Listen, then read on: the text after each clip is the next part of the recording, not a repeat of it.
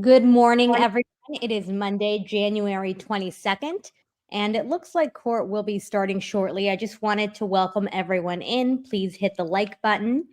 This is day 7 of the Michelle Troconis case. I also wanted to inform you guys that Joel will not be here at the beginning. He may hop on a little later as we're also trying to record and get some information about a hearing with Donna Adelson that starts in about 20 minutes. So we're doing 2 things at once, but I just wanted to welcome everyone in. You can see there that the pool camera is up, and as soon as trial begins, we'll obviously pump the volume up as soon as the court does. Otherwise, please hit the like button. You can hang out here and chat, and we'll get started shortly. Thanks so much.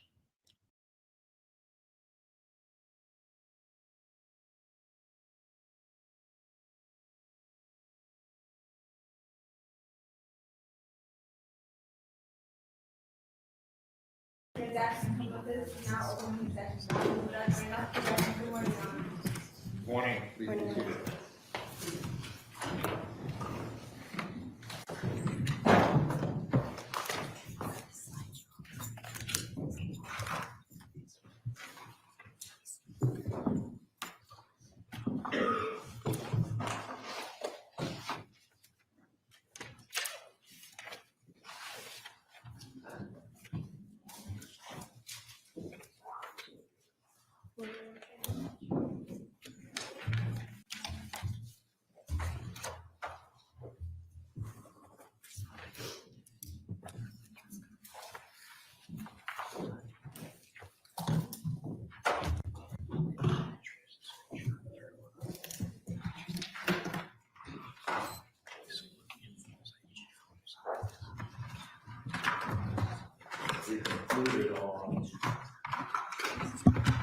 Friday,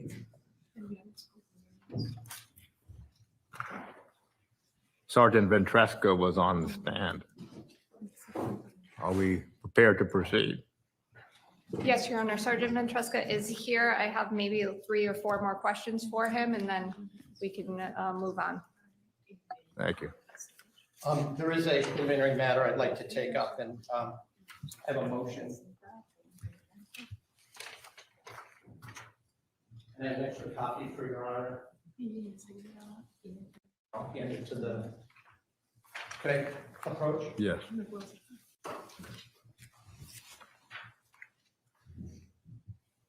This is an issue that I think is going to start coming up on a daily basis, so I believe we need to address it now. On Friday, the court permitted Sergeant Ventresca to explain why he did certain things and took certain action. He then mentioned a red Tacoma as a vehicle that was, quote, associated with Mr. Doulos.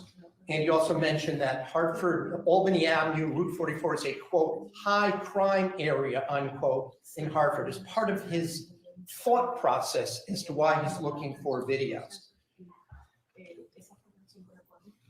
There is a lot of problems that arose from that. First of all, as it will become eminently clear, Sergeant Ventresca knew nothing, zero, about a red Tacoma, quote, associated with, unquote, Mr. Doulos, because it belonged to one of his employees on the weekend of Labor Day of 2019. That's something he learned at least a week, if not 2 weeks later. So what that has done is opened the door to an area of the questioning that had nothing to do with the fact that Mr.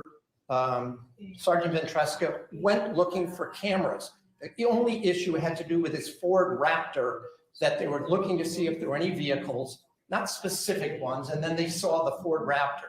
So getting into the Tacoma basically leaped over issues of confrontation, hearsay, and foundation, which were utterly lacking. And the witness did not mention all the other vehicles that belonged to other Ford Group employees that were working at that time for the Ford Group. So that's the first issue. Second of all, by allowing him to just opine that Route 44 and Albany Avenue, where the Jamaican bakery is and Benji's Jamaican restaurant is a, quote, high crime area, it was unnecessarily introducing racial bias into this case, because it's also true that right down a block or two further is the Dunkin' Donuts Stadium, where the Hartford Yard Goats play AA baseball almost every single week. So now we've had to get into the fact that when he made that statement, it suggested that no white rich guy from the suburbs would have any reason to be driving on Route 44 when it also happens to be the main thoroughfare for people who work in downtown Hartford, because Route 44 turns in right there around the next corner into Main Street, a block, maybe 2 blocks further up. So, you know, I bring these things up now, Your Honor, because I want to emphasize this is not the trial of Fotis Dulos. It's the trial of Michelle Troconis. Whatever, I'm not here to defend Fotis Dulos or what he did or didn't do in connection with the disappearance of his wife. But the court is putting the defense in the position of having to defend that because of the fact that my client was living with Mr. Dulos. And so there's already a guilt by association problem that's arising. The motion I just filed, Your Honor, on Friday, the state said it, quote, had cases, unquote, that supported the notion that what police do, they can explain their motivation and what hearsay they hear in exchange for why they took certain action. Well, I've attached pages from Judge Prescott's version of the 6th edition of the Tate's Handbook of Connecticut Evidence, which is the seminal treatise on Connecticut evidence. And there's many cases that I have attached that are in that section 8.9. But the most salient comment is, quote, on page 515, a police officer's conduct is rarely relevant to the crime charged, and the officer should not be allowed to repeat statements made to the officer to explain why the officer did or did not do something. Well, the interpreter is unable to keep up, Attorney I'm Schoenhorn, sorry. with your presentation. Let me repeat that slowly. A police officer's conduct is rarely relevant to the crime charged, and the officer should not be allowed to repeat statements made to the officer to explain why the officer did or did not do something, close quote. And then there's also the fact that I then shepherdized, and there's a case that came out in 2021, which I cite, Stay versus Armador, that repeats that same point. And like I said, I've included a couple of pages here. Why is that important? Because if the state says it has cases to the contrary, well, you know, maybe someone needs to let Judge Prescott know that means that his subchapter is just plain wrong, and it needs to be revised based on whatever cases the state has not given to the court. And we're going to now have this happen with every witness, because we know the evidence, at least we've gone through all the evidence.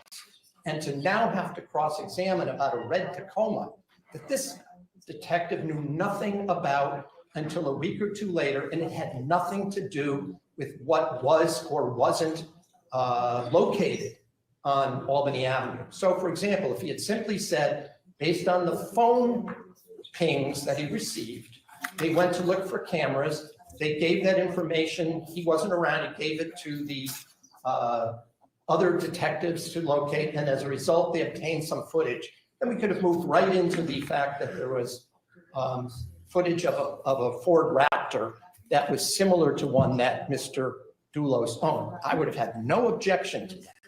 But now to get into a vehicle that this witness clearly knew nothing about at the time, and I'll just to preview what's to come a week later when the police are at Fort Jefferson Crossing and they have a search warrant, Mr.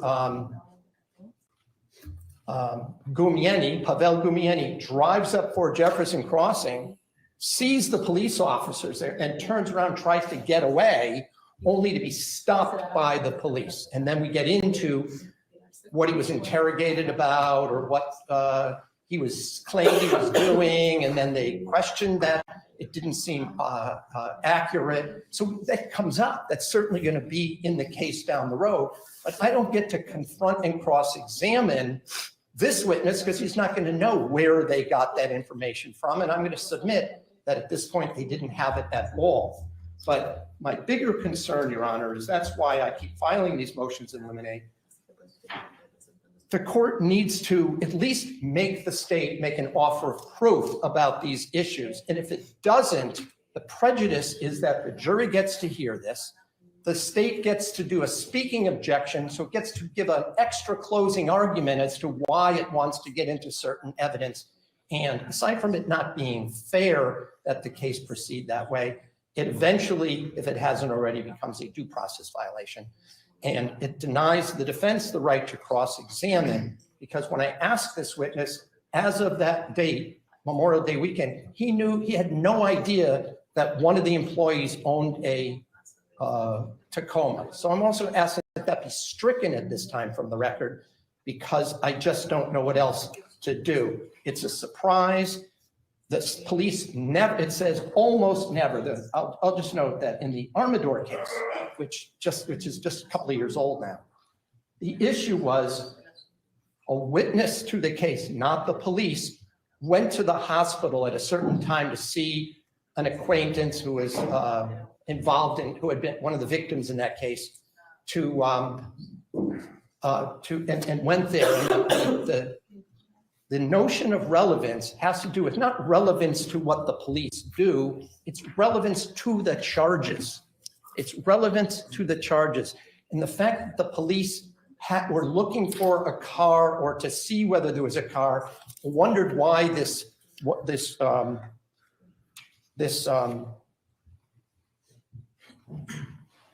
suburban white guy who builds high-end homes is doing in Hartford. And there's also going to be evidence that my client was in the vehicle. She told the police, yes, she was in that vehicle, suggesting that the only reason to go to Hartford on Albany Avenue is for some nefarious reason, because it's a, quote, high crime area, which I'll note hasn't been true in 10 or 15 years. There's neighborhoods there that may be, but even the notion that Hartford and the main thoroughfare, one of two into town, is a, quote, high crime area, suggests that there's a racial aspect to that testimony. And now I have to cross-examine into that. And I just didn't think that was appropriate, nor did I want to go that way.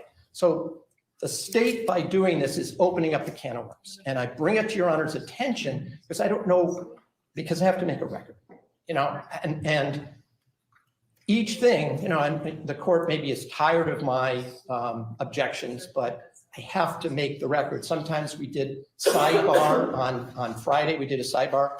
I understand that that was not being recorded by the court monitor, but I don't know that for sure. I think I learned that after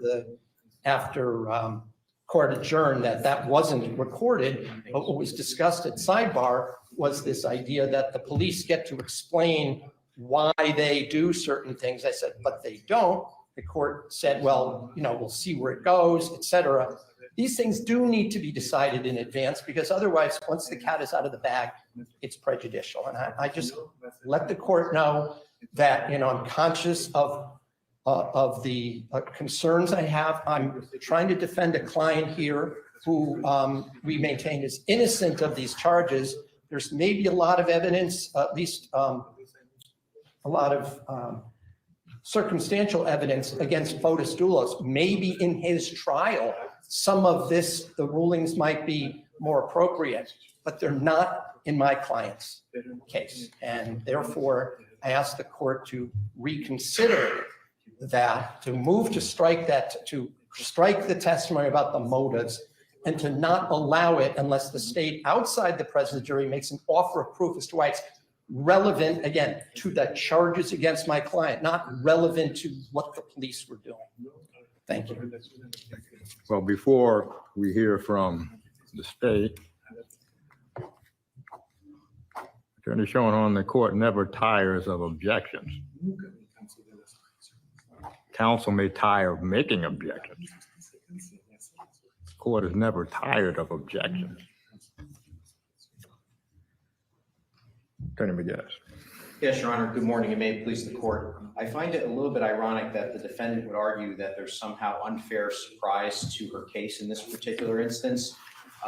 Attorney Manning apparently was up here with Attorney Schoenhorn for the better part of 5 to 10 minutes prior to court opening, and this motion was served on us after the court came out and we opened court for the day. So, you know, obviously Attorney Schoenhorn has our email addresses. He could have handed us the motion in advance so we could have had an opportunity to look at some of the citations. I guess for some strategic surprise reason, he chose not to do that. But let me just be heard on some of the substance, Your Honor, because these arguments are becoming more and more unhinged from the defense as this case is progressing. The only person in this courtroom that is injecting race into this proceeding is the defense. The state of Connecticut did not ask the jury to draw any sort of racial inference from the fact that it's a high crime area. I don't know what they're frankly talking about when they say that that somehow injects race into this. I think that that's sort of a ridiculous argument. If Albany Avenue is objectively a high crime area, race has nothing to do with it. And I'll just indicate, Your Honor, for the record that even the title to their motion is misleading because it indicates that they want to preclude testimonial and prejudicial hearsay statements by police officers. Of course, the problem with the title, Judge, is that in order for something to be hearsay in the first instance and thus be testimonial, is that it must be offered for the truth of the matter asserted. And so evidence of information that was relayed to police officers and why they took subsequent action is obviously probative of the issue of the investigative steps that were taken. And, you know, we had a chance to look at Armidor during the course of the defendant's argument. And what the case indicates is that it is a fact-specific inquiry and that non-hearsay can be used for the effect on the listener. There is no sort of blanket rule that the defense is asking for. And so if the defense has an issue with a particular line of inquiry taken by the state, they should object. The court doesn't tire from objections, and we should just hear those out as they come along. But this motion, which again was filed just now in court for some strategic advantage on the part of the defense, to not give the state adequate opportunity to look at this and perhaps look at the entire treatise that they cited instead of just the pages that they attached to their motion, is sort of asking in advance to exclude any and all evidence of non-hearsay evidence. And I don't think that that's appropriate, Judge. And I just ask that the court deny this motion with the understanding, of course, that the defense can object if they feel that you know, somehow the evidence is not probative. But I don't see how something could possibly be hearsay if it's not being offered for a hearsay purpose. Let me just respond briefly, Your Honor. You know, it was not my intention to work over the weekend to have to come up with a motion, which when I was down here, I wrote last night and I brought with me this morning. Whether or not the state was in the room for 5 minutes or more before, as Your Honor notes, when the courts came out on the bench, I was still setting up. So pulling things out, et cetera, is what I have to do to get ready. But it's not just the Atmore case, Judge. It's all the cases cited in what I attached right from the Tate's handbook. It's O'Shea versus Mignone, M-I-G-N-O-N-E. It's State versus Robinson. It's State versus Gonzalez with an S. It's State versus Evans. It's State versus Sweeney, and State versus Vega, which is a Con App case, 48 Con App case. So this isn't one case. This is a long line of cases. And in the Armidor case, the court sets forth that police should never be able to, almost never. And then they allowed in a non-police officer to explain why that individual went to the hospital to see the victim because it showed advanced knowledge, which was relevant to the charges against Mr. Armidor. So I don't understand even the state's argument.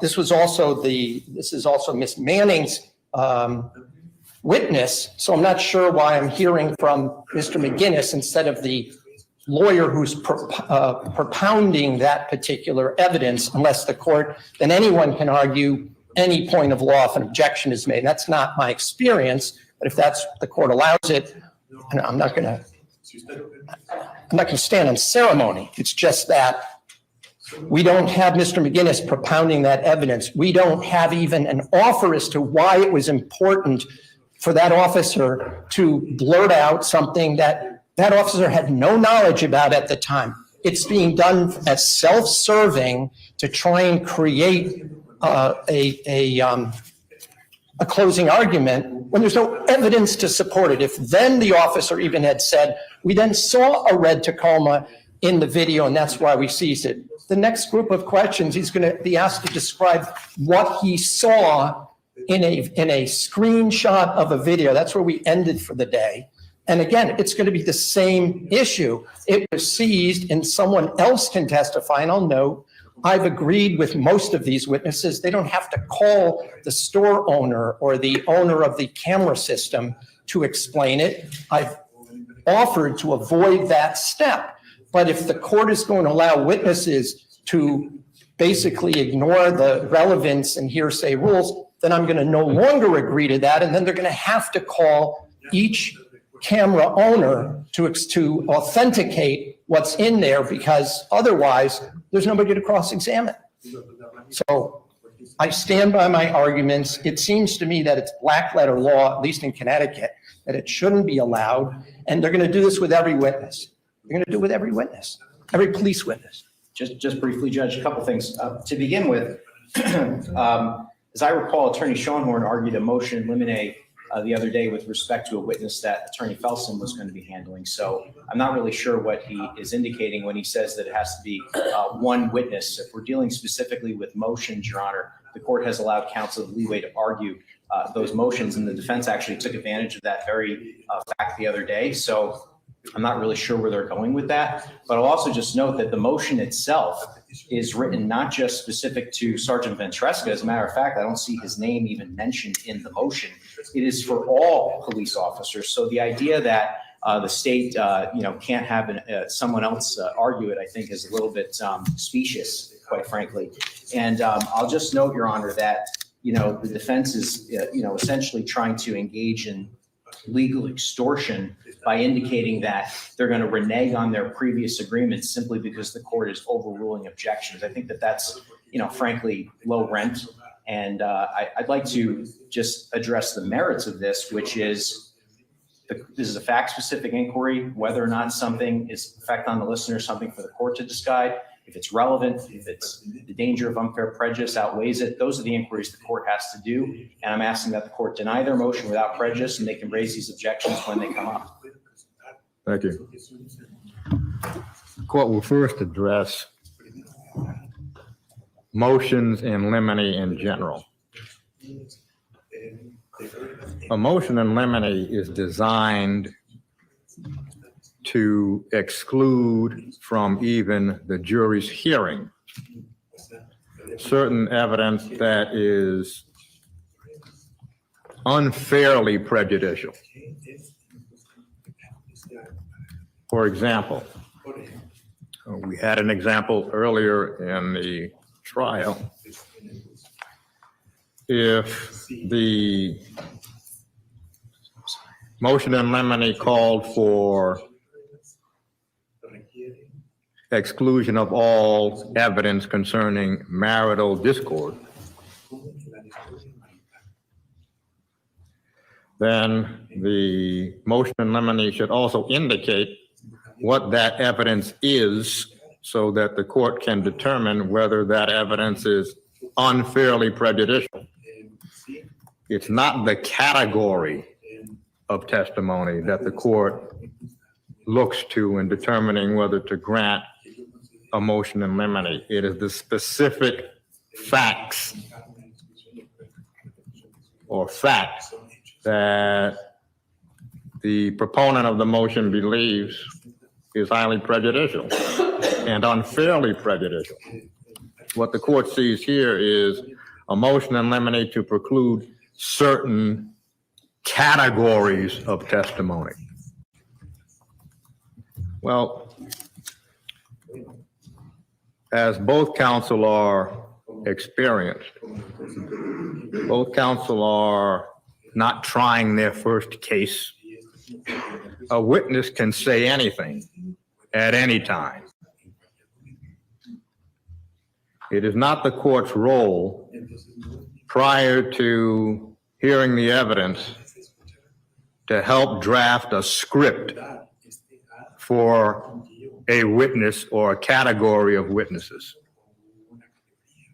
A witness can begin to testify before a question is asked. It's not the court's role to stop the witness. The court is not counsel. It is not the court's role to pave the road for the state, and it is not the court's role to pave the road for the defense. It's not the court's role to set a pick, to use a basketball phrase, for the state. It's not the court's role to set a pick for the defense. That is left to the skill and experience and the training of counsel to bring an objection to the attention of the court by objecting.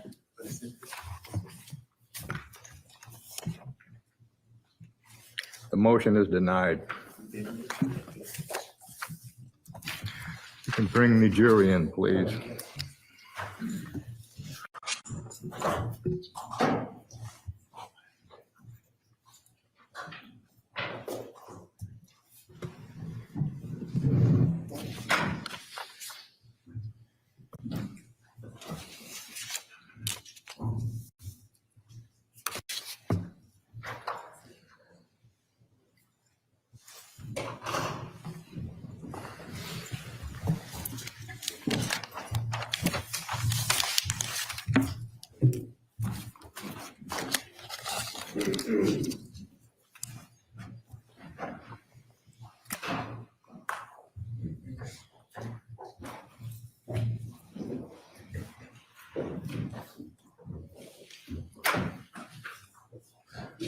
Good morning, ladies and gentlemen. Would counsel stipulate? Yes, Your Honor. Thank you. Your Honor, I believe we left off with Sergeant Ventresca, who Thank was you. right outside, if I may.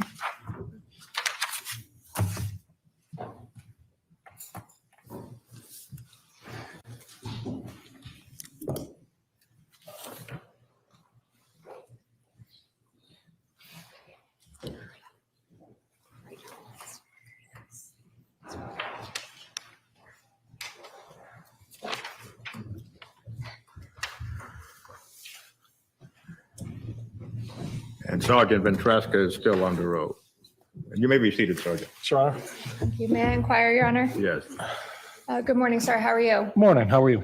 Just a couple questions. When we left off on Friday, I can't hear you with this gentleman talking right in my ear. I'm sorry. Sorry. Sir, with respect to when we left off on Friday, we were talking about 304 Albany Avenue. Do you recall that testimony? Yes.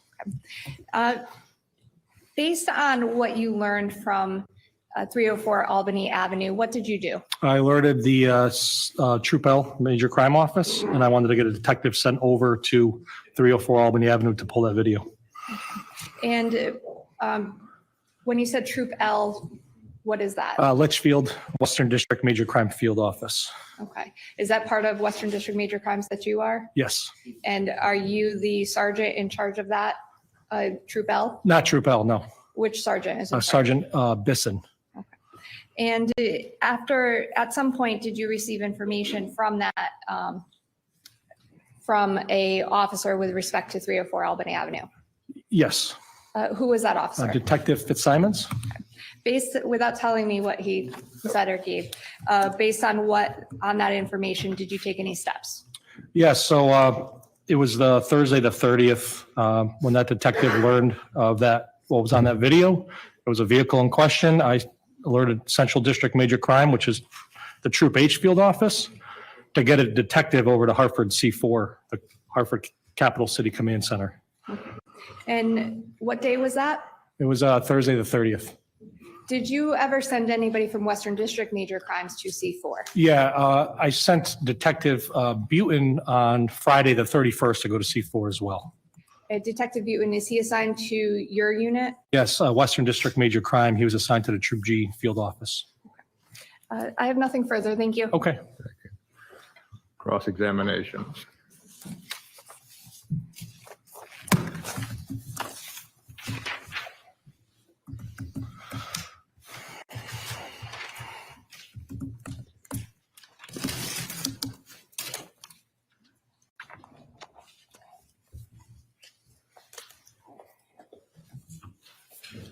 Is it so, Sergeant Ventres? Yes, sir.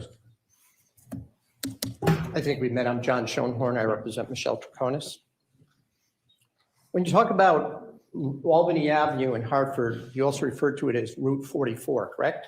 Yes, And that's United States Highway 44, correct? I would assume so if it's 44, yes. So it's US 44, Yes. right? And that's a major thoroughfare between Albany, New York, and I believe it goes to somewhere near Providence, Rhode Island, doesn't it? I don't know. I where take it you've goes. never had to be a trooper in Eastern Connecticut, right? No, never. So that would be covered by troops that you visit very seldom, like Troop C, right? Troop K, that part of the state, It's covered by those troops, yes. but not you. Not me. All right. But you also know that this is a major thoroughfare, multi-lane from Avon across Avon Mountain, right? Right. And you said you were on, you were at one point at Fort Jefferson Crossing where my client and Mr. Doulos lived, right? Right. And then if you take the side road Deer Cliff, you come to Route 44, isn't that right? Correct. And then you take Route 44 down, it's at least, it's a 4-lane road, right? I'm not sure of the laneage on 44. But it's a major thoroughfare, I right? would say it's a major route, yes. And then you come into West Hartford, right? Yes, east of Hartford, yes. Or west of Hartford, I'm sorry. Say West Hartford would is be- west of would be west Hartford, of yes.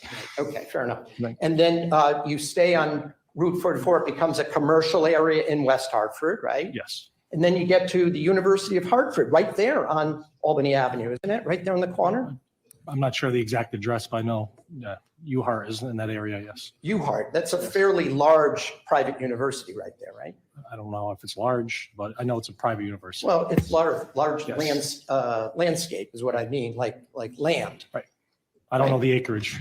Fair enough. And then you cross the, I guess it's the Park River, and then that becomes Hartford right there, doesn't it?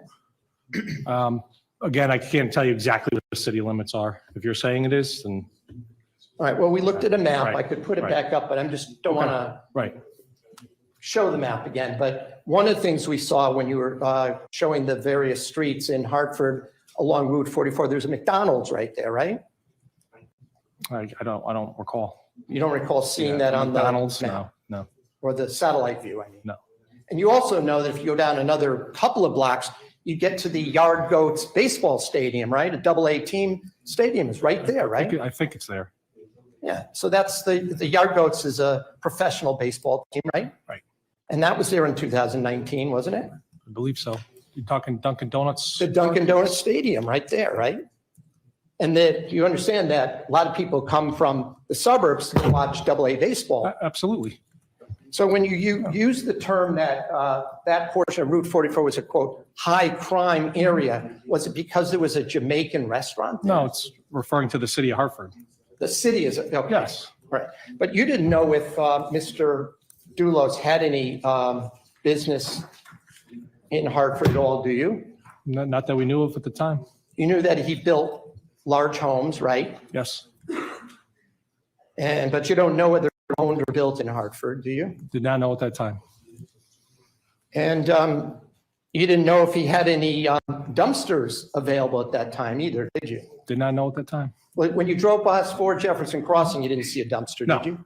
There was a for sale sign there, though, wasn't there? In front of his house. At From the 4? pictures we saw. At 4? I can't remember if there was a for sale sign at 4 back then, back in May 24th. Okay, so we're talking about that Memorial Day Yep. weekend, right? Correct? Correct. And you did go past 80 Mountain Spring Road, right? Yes. And you knew that was a house that was being built or had just been built by the Ford Group as of that date, right? Yes. And you, in fact, testified on Friday that you saw one of those large banner for sale signs showing the Ford Group in the picture, right? Yeah, something similar. Yes. And you couldn't remember if it was actually in front of the house or by the street, but you remember something similar like that outside. I remember there was something down by the road, at the base of the driveway. I couldn't tell you what was up by the house. Well, indicating the house Yeah. was for sale, right? Right. And as of that date, did you know whether or not there were showings at that house on 80 Mountain Spring? No, did not know.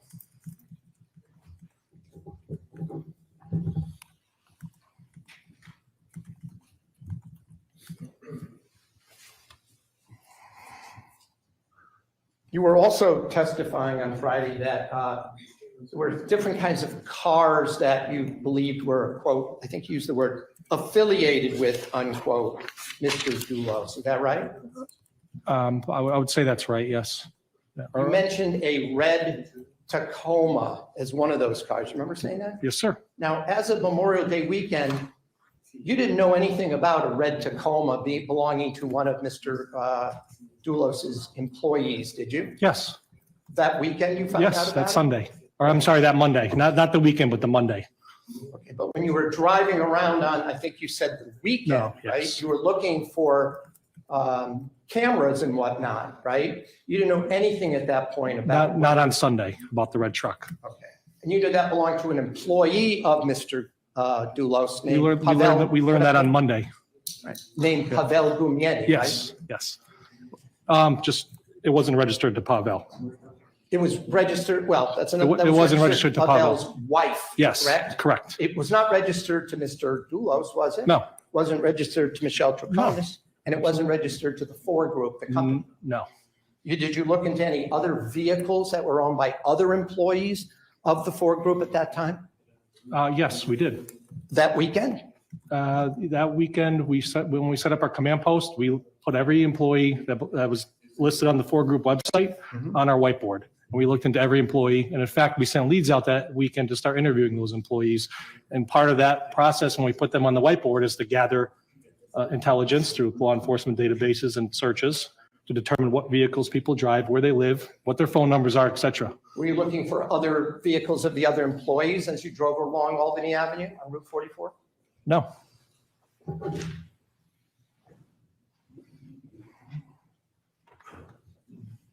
And you did know that that red Tacoma was about 20 years old, correct? It was Yes. a 2001 Tacoma, right? Yes.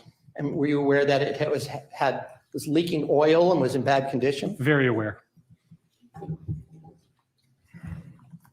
Incidentally, you didn't look for any leaking oil along the route you were traveling, did you? No, I mean, there's multiple vehicles that drive routes. There's multiple oil stains all over the roads. But these are all things you learned a little bit later, is that correct? Well, that Monday, I learned about the Tacoma through a neighborhood canvas. So we put that vehicle on our list of vehicles on that Monday.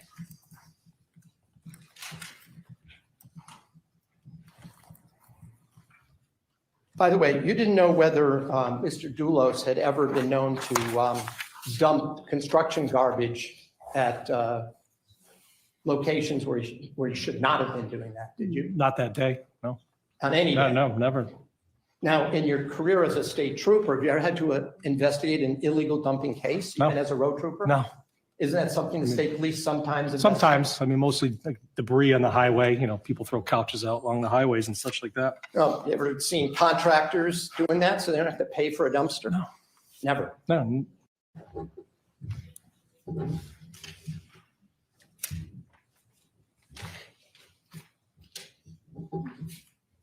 And so that we're clear, you said that when you saw the camera on the Jamaican restaurant awning, you said you referred it to, I think you said Troop L. Is that what you said? You mean yes. Troop H in No, Hartford? Troop L, Western District Major Crime Field Office. Well, wasn't Troop H just right down the street from where the Albany Avenue is? Like maybe 6 Washington, I blocks? think it's on Washington and Hartford. Yeah, there's Washington, it's right near the Capitol, right? Yes, And you didn't contact them. no, And incidentally, on May 31st, 2023, was Detective Fitzsimons assigned to the Western District Major Crime Squad? on May 31st. What year did I'm you say? sorry, let me rephrase that. On May 25th and 6th, when you asked him to go look for cameras. He was assigned to Western District Major was. Crime Squad, yes. And was he assigned as a detective or as a trooper at that? Detective in the Troop L Field Office. I just have a moment. Okay. Yes.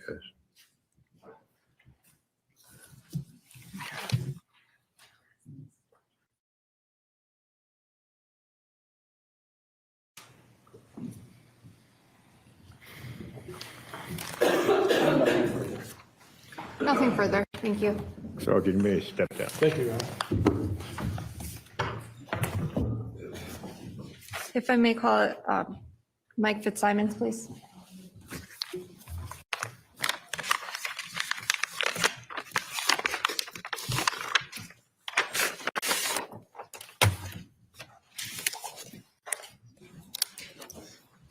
I may have a moment, Your Honor. Yes.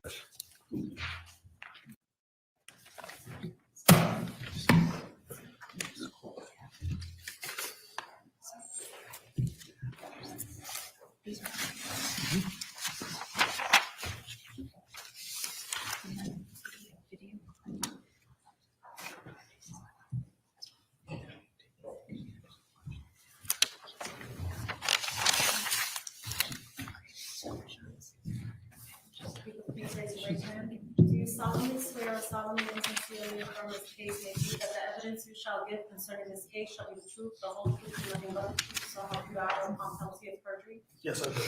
Please state your name and spell it for the record. Michael, M-I-C-H-A-E-L, Fitzsimons, F-I-T-Z-S-I-M-O-N-S. You may be seated. Thank you, Your Honor.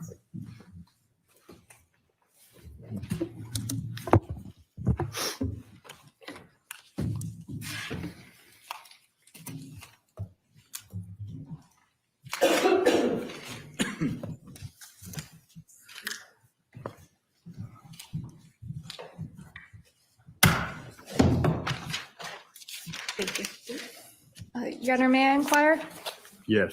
Thank you. Good morning, sir. How are you? Fine, thank you. Mr. Fitzsimons, did you previously work for the Connecticut State Police? Yes, I did for 25 years. Okay. When did you part company with the Connecticut It State will Police? be 2 years, March of this year. Okay. Did you retire? Yes, I did. Okay. And at what rank did you retire at? Detective. And was there a particular division of the Connecticut State Police that you worked at when you retired? The Western District Major Crime Squad. And what troop were you assigned to? I was assigned to the Troop L office, Who was your supervisor? Sergeant Al Bisson. And could you briefly just describe to the jury some of your training and experience as a Connecticut State Police So- officer? Initially, I was hired by the state police. I attended the State Police Academy. There we're trained and tested in all the academia skills and procedures necessary to become certified as a state police officer. I successfully completed the training academy. When I graduated the academy, I was assigned as a patrol trooper. I was initially stationed at Troop L up in Litchfield. I was there for approximately 8 years. Throughout my 25 years, I've had several assignments from when I was a K-9 handler and a member of our state police tactical unit and an instructor at the academy as a firearms instructor. But a majority of my career, actually 16 years of my career, I was with the Western District Major Crime Squad. Thank you, sir. If I could just have one moment. Yes.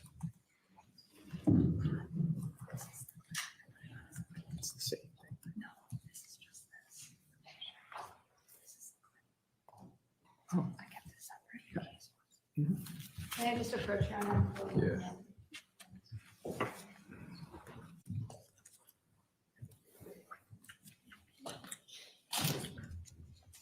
Detective Fitzsimons, were you working with the Western District Major Crimes Squad in May of 2019? Yes, I was.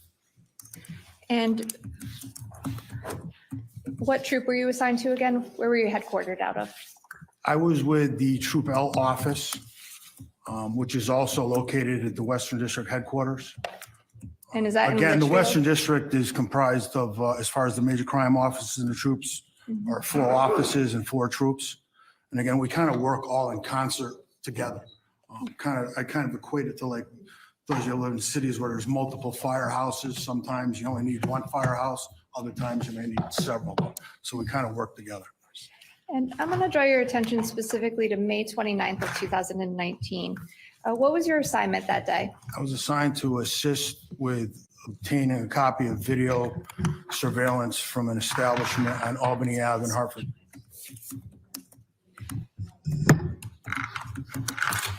And what was that address, sir? The average was 304 Albany Ave, and the point I was supposed to meet, the name of the establishment was Benji's 2 Seafood Restaurant.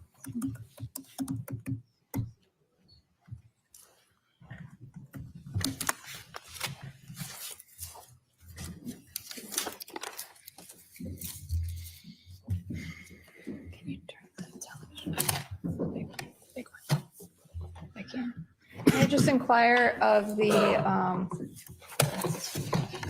court and all the TVs are on?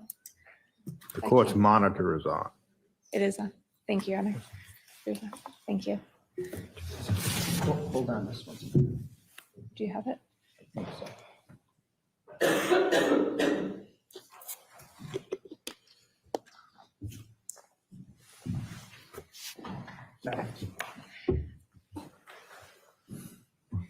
Your Honor, with respect to States 34, there are 2 items on it that have already been admitted through other witnesses. However, the last 2 have not. Sir, if I can draw your attention to the screen behind you, I'm going to show you what's been marked as, I guess, picture 2.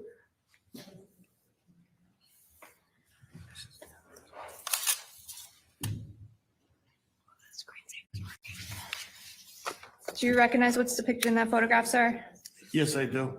And what is that? That is Benji's 2 Seafood Restaurant. And is that the restaurant you went to on May 29, 2019? Yes, it is. Okay. And why did you go there? I was assigned by my supervisor to download. They had video surveillance there. Information was received or passed on to me that they believed there was information, believing Photo Studios was in the area of Albany Avenue on May 24th, sometime between 7 and 8 p.m.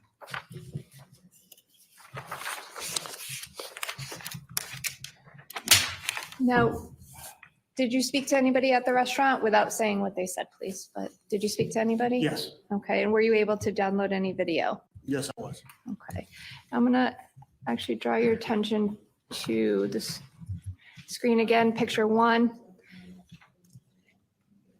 Sir, if you need to, Your Honor, may I just ask him to Certainly. step near the screen? Thank you. If you can. Does that picture or map, if you will, depict where you went that day on May 29th? Yes, it does. If you could please point that out. In this area, right here, Albany Avenue area, near the intersection, that's Green Street, If I can. the knife and fork are. Where the knife and fork are. It says Island Fish Head Jamaican Restaurant, sir. Is that the restaurant you went to? It was called, as far as I know, Benji's 2 Seafood Restaurant. I don't know when this. Okay. And that would be the Benji's in picture 2? Yes. At the time. Albany Ave. So in 2019, is this what the intersection of Albany and Green looked like? Yes. Thank you. Now, sir, with respect to you can have a seat. I'm sorry. Thank you. Did you look for a specific time frame? Yes, I did. What was that time frame? The time frame was between 7 and 8 p.m. from May 24th. And did you ask for a specific between 7 and 8 p.m.? Normally, I kind of create a buffer, so I probably have some time around 6:48, 6:45 to approximately 8:25. I usually give about a 15, 20 minutes on each end, just to account for any anomalies. And did you watch the video on scene while you were there at the No, I did not. restaurant? Okay. With respect to that day when you received the video, what did you do next? Once it was downloaded onto the thumb drive or flash drive, I transferred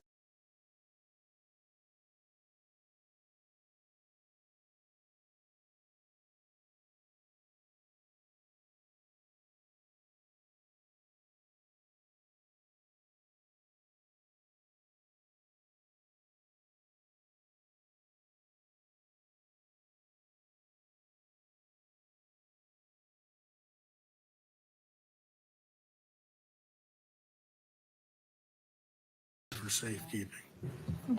Was the video continuous or motion activated?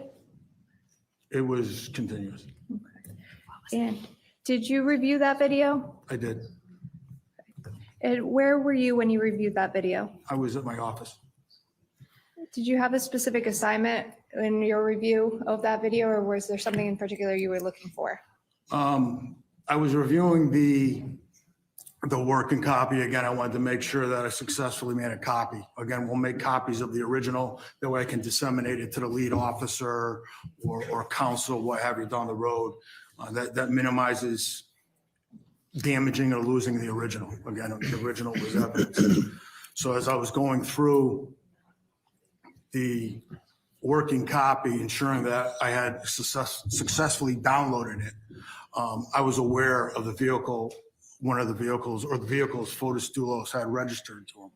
And then while going through ensuring the copy, I noticed one of Fotis, what appeared to be a vehicle consistent with Mr. Doulos's vehicle, What type of vehicle was that? a black Ford Raptor.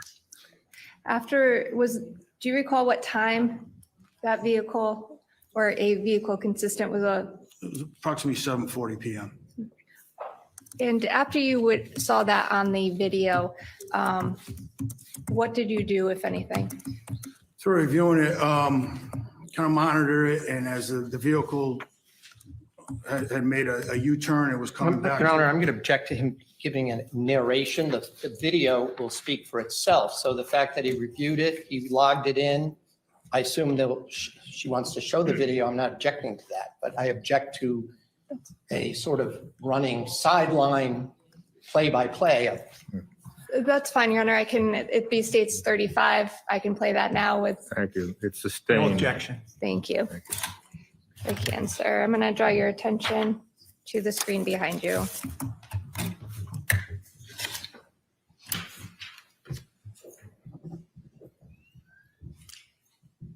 I may just have one moment. Yes.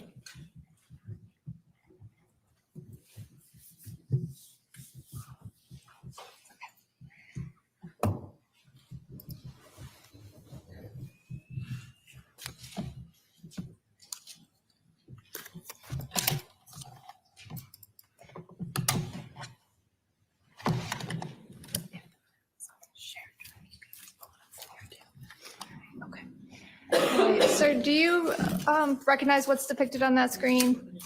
Yes, that is an easterly view of Albany Avenue at the front of the Benji's Restaurant. Okay, when you say easterly view, let me just ask you, if somebody was driving away from the screen towards the upper right, is that towards Hartford or away from Hartford? That would be towards Hartford. Okay.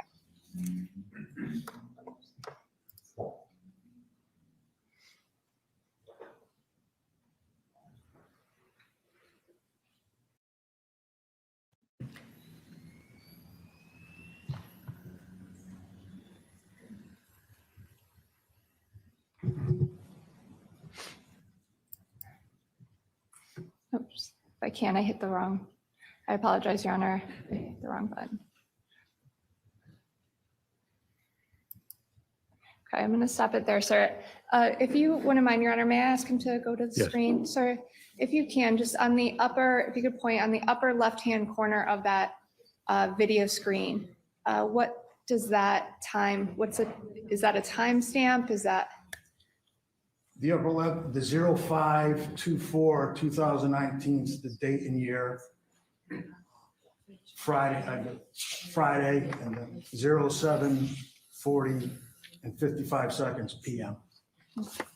Now, after you watched this video, sir, did you take any screenshots of the video? Yes, I did. And what did you do with those screenshots? Once I took the screenshots, I'd saved them, printed them out, and I ultimately disseminated it to the Troop G office.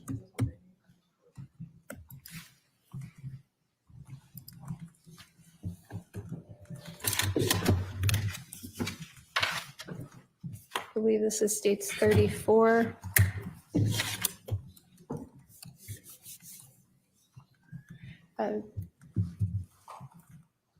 Your Honor, at this time, there are two items on states 34 that are for ID only, unless council has no objection at this point. No objection. Then if we can move the entire of states 34 as a full exhibit, those two items that the state is planning on introducing at this time also appear on Sergeant Ventresca's as ID.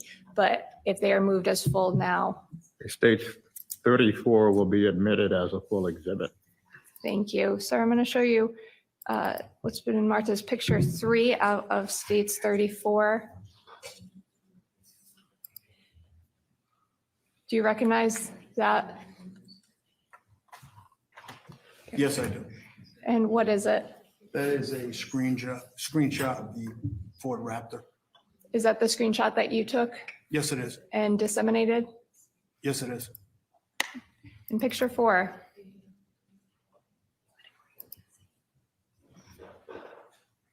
That is another screenshot of the Ford Raptor. and is that the screenshot that you took Yes, it is. and disseminated? Yes. I have nothing further, thank you. Cross-examination. No questions. Thank you. Well, we will refer to you as detective. You may step down. Thank you, sir.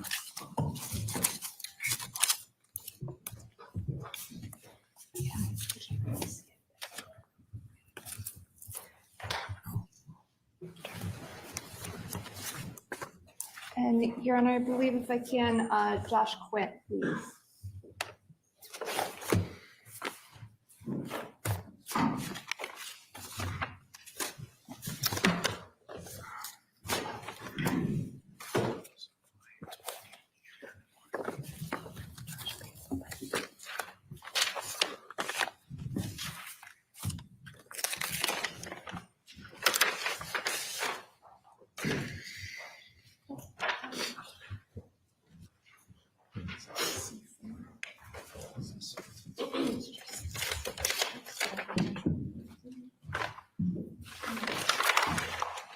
Please raise your right hand. Do you solemnly swear or solemnly and sincerely affirm, as the case may be, that the evidence you shall give concerning this case shall be the truth, the whole truth, and nothing but the truth, so help you God, or compel you to perjury? Yes. Please state your name and spell it for the record. Joshua, last name Quint.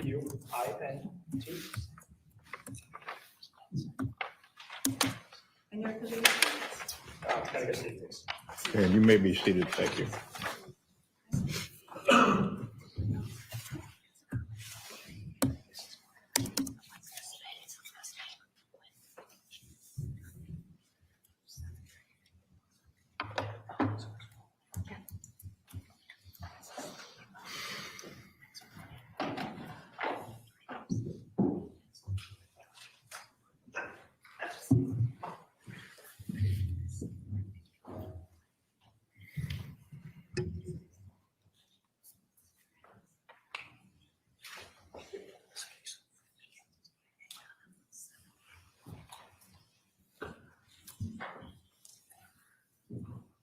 I may, Your Honor.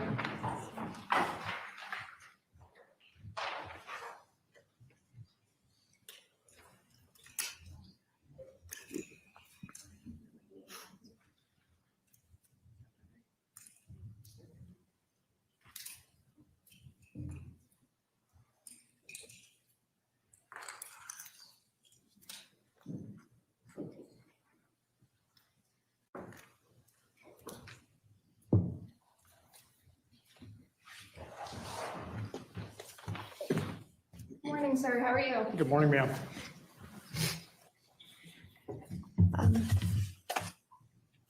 May I inquire, Your Honor? Yes. Thank you. Mr. Quint, by whom are you currently employed?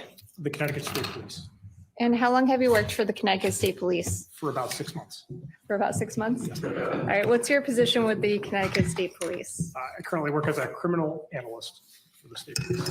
Okay, what is an analyst? The analyst provides investigative support to detectives, troopers, patrol officers. We just assist with investigations, whether by whatever means we can, whether that be law enforcement technology or commercial or law enforcement databases. Are you a sworn police officer? I am not. So prior to working for the Connecticut State Police, what did you do? I worked for the Hartford Police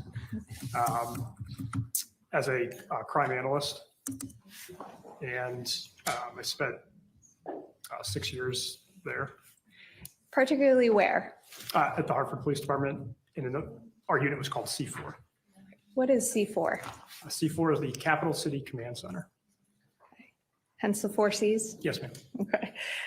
How long did you work at C4? For 6 years. About 6 years. Could you just explain what C4 is? Yes. So C4 is a unit which is assigned to the Hartford Police Department. We fall underneath the Vice Intelligence and Narcotics Division for the Hartford Police. The room, it's a big room at Jennings Road for the police department. In there, there's a bunch of TVs, a closed circuit camera system, which belongs to the city of Hartford and the Hartford Police. And then there's a team of analysts and detectives that work in that office collaboratively together to help solve crime. With respect to all the video screens, what is it showing? A lot of them are city cameras, so they're on public poles throughout the city. And is it a continuous or real time? Yes, the feed is real time. What areas do the video cameras cover? They're placed all throughout the city in different places. It's mostly based off of infrastructure and where we could place cameras. And a lot of it is based off of data that we have for where violent crime occurs. Are the cameras motion activated or continuous? So the cameras are motion activated. When enough pixels are activated through the camera tells the recording server to record the video stream that it's getting. And are they retained, the video? Yes. For how long are they retained for? Up to 30 days. Does C4 also do other things, by the way, besides video surveillance? We do. So we help provide, like I said before, commercial databases, law enforcement databases, so checks into those databases. In addition to that, phone forensics, video enhancement forensics, and just kind of helping detective solve their crime, whatever it may be. With respect to being an analyst, could you briefly describe some of your training and experience that led you to be an analyst? Yes. So my technical career started on the early side. I worked for Apple for a very short period of time through college where I worked on phones. Following that, I did spend some time in the military where I served as a military police officer. During my time in the military, I attended a crime and criminal intelligence analyst course down at Fort Leonard Wood, the United States Military Police School. Following that, I worked for the Department of Homeland Security and the Department of Defense for the Army. And in 2019, were you working at C4? Yes, ma'am. And what was your position? I was a crime analyst. And I'm going to draw your attention specifically to May of 2019, at the end of May. Did C4 go through video surveillance throughout Hartford at the request of law enforcement in the investigation into the disappearance of Jennifer Dulos? Yes. Were you part of that assignment? Yes. And specifically, what was that assignment? I was contacted by my supervisor who had asked me to assist the New Canaan Police Department and State Police with a missing persons case. Specifically, he wanted me to check for video between the hours of 7 and 8 o'clock on the 24th. Is that 7 and 8 o'clock p.m.? Yes, ma'am. So how does that work when strike that. Let me ask a foundation question first. How many video cameras are in Hartford that C4 is capable of looking through? So there's over 1,000 different camera views throughout the city. And welcome to So how do you look through it for Joshua a particular Quint, Connecticut State item or Police criminal vehicle analyst. We are during watching particular day time, 7 say 7 to 8 of the o'clock? Michelle So we do Troconis them trial. manually, where we can scrub through the video and actually look and find manually what we're looking for. There's another option. We have a software program called BriefCam. BriefCam is a video analytic. I don't know if I should continue to explain. If you can. Okay. Thank you. BriefCam is a video analytic, and the way that it works is it looks at all the different objects that move through the frame, identifies them by what they are, whether it's a pickup truck, a bus, a van, a car, and then it also separates it out by color. So now you could use this program to then go filter and find the different objects that appeared. And with respect to BriefCam, are you trained in it? Yes, not formally, but on the job training. Okay. In fact, did C4 help develop BriefCam? We worked with the company to help further develop their platform after they let us to start using the program. And with respect to was BriefCam something that you used for Yes, on this a daily assignment? basis. Yeah, yes. And for this assignment as Yes. well? Okay. So what did you do? So we were given at that time frame between 7 and 8 o'clock PM to look for, specifically the assignment was to look for a black pickup truck, a black Ford Raptor, a white Jeep, and a black Chevy Suburban, and find something that fit those descriptions. What day were you given that assignment? I don't remember the exact day. Okay. Well, let me ask this. Was it after May 24th? Yes. Okay, I'll move on. Now, with respect to the use of brief cam, was that utilized in the course of this assignment? Yes. And as a result of using brief cam, was a video footage developed during the time of 7 o'clock and 8 o'clock? Yes. Okay. If I may just have a moment, Your Honor.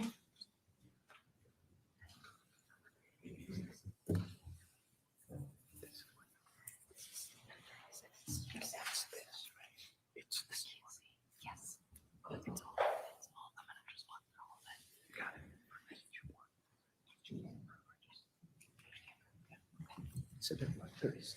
36.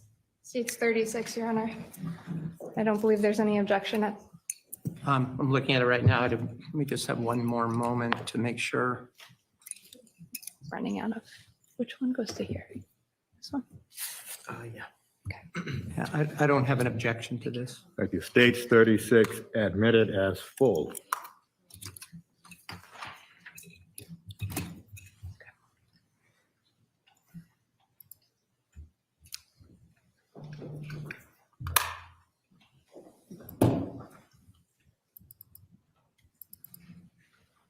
Okay, Mr. Quint, I'm going to ask you to take a look behind you, please.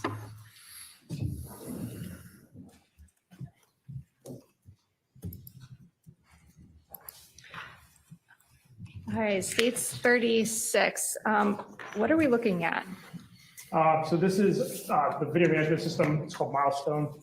This is where all of our cameras that we live stream into the PD. This is the system that they're stored in. It's where we can export video from and pull up different views and look at the video. Is this what you would see at C4 in 2019? Particularly for this case, yes, this would have been the streams that we would have pulled for that. Okay. And with respect to, I don't know if you could see it or you need to go up to the screen if I can, Your Honor, ask him to approach the screen if need be. Each camera viewpoint, I guess the grids, do they contain a separate camera? Yes. And with respect to the camera viewpoints that are contained on that screen, what area do they cover? So each camera, so the top row of these cameras covers the area of Albany and Blue Hills, which is an intersection in Hartford. So there's a pan-tilt zoom camera, and then there's 3 additional fixed cameras or 4 additional fixed cameras that show the intersection around that area. The area of Albany and Garden, which is, these are all just the fixed cameras, and then the area of Albany and Center. Now, you mentioned fixed cameras versus something else. What's the something else? The something else is a PTZ or pan-tilt zoom. That's how it's labeled up there. So it's a camera that we could move around at the PD, but it's also a camera that is of a higher resolution than the other ones. With respect to, for instance, you said, I believe the first one, Albany and Blue Hills, would that be that first row? Yes, ma'am. Okay. Which one is the, just going to say the movable camera, if that's okay? It's the top left. Okay. And the other 3 would be are in fixed points? Yes, ma'am. With respect to the movable camera, was it moved during this time period, or how are you able to move it around? So when in a live incident, we're able to actually use the computer program, click into the live view, and then dictate where we would like the camera to be pointed at. When would you utilize that in a live instance? So being part of a real-time crime center, we support a lot of shooting investigations that happen in the city. So when there's a shooting that cops may be responding to, we're pulling up these live feeds, moving the cameras to points where cars may be fleeing, where we're able to get a license plate and then develop that further. Just, would you also utilize it if like the marathon or an event or anything like that? Yes, together? Marathon, the Jazz Fest, all sorts of different events in Hartford. Is that the, that's the real-time portion of it, the real-time crime center for the C4? Yes. I just want to clarify, make sure we're on the same page. Now, with respect to Albany and Garden, Did that have a movable camera? It did. Okay. And is the movable camera displayed here? It is not. By the way, for those of you And joining who are new to this, believe you they're said discussing Albany all and the Center, or is surveillance that cameras the in other one? Hartford the Is that a day movable Jennifer camera? The one Farber-Dulos that's went up missing. Fotis Dulos, her estranged draw your husband who has since attention committed suicide, was dumping stuff along allegedly with Michelle Troconis, and that's what they're This talking about is here. Albany These are and the Blue cameras Hills. in I see Hartford. the PTZ. Is that what you were talking about, sir? Yes, ma'am. Okay. What is down here? And if you can see for the record, my cursor is highlighting the bottom middle portion of the screen. But what is that? So that's the timeline. So it shows you the date, the time of the video. That's where it is when you're playing it. The red is motion. And then as the video progresses, the bar will start to slide. Okay.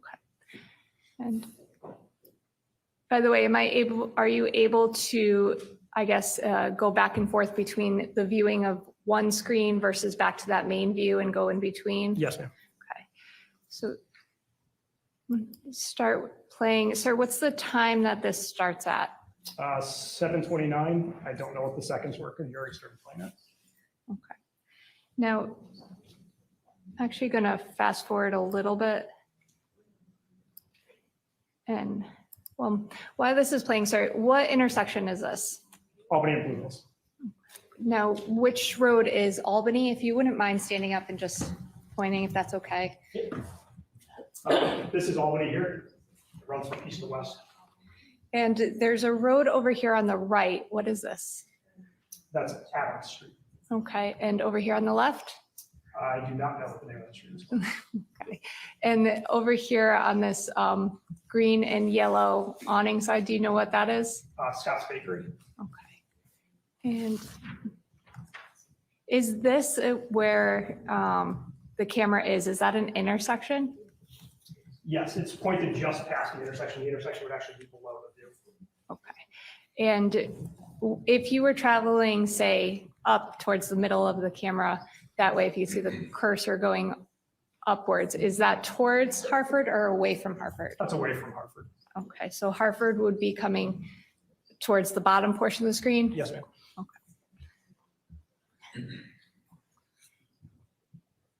And did you utilize brief cam on this camera? Yes.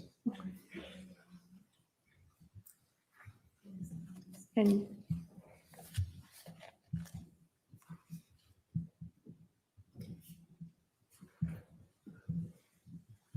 again, what information did you put into brief cam?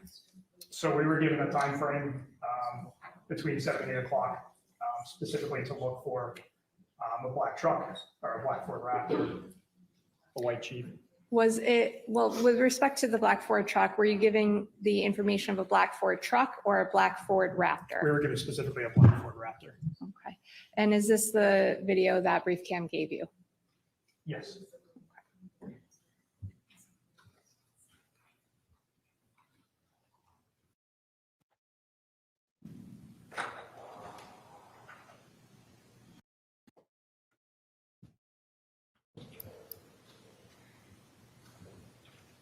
So if you were to go back to that main screen, would it continue the same time frame?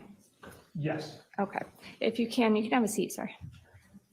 Or I might just, I'll probably be asking you to get up again. But so if I go back to the main screen, the camera view right next to it, is that time now, I paused it at 7:32:05. Is that time picking up at 7:32:05? Yes, ma'am. It's a continuation. It's a continuation? Okay. And with respect to this camera, if I can, where is this camera located? So this is the southeast corner, right behind the telephone pole would be at McDonald's. Okay. And what road is this vehicle turning down? This is Milford Street. And is this one of those cameras that can be moved? No. Okay.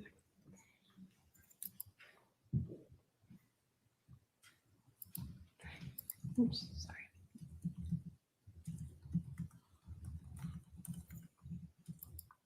Now, does Albany Avenue have cameras, or I'm sorry, not Albany Avenue, does C4 have cameras down that street, that Milford Street that was in that direction? We do not. Okay, are the only cameras that relate to this along Albany Avenue? For this incident, yes. Okay, and is there another camera that picks up that truck? Yes.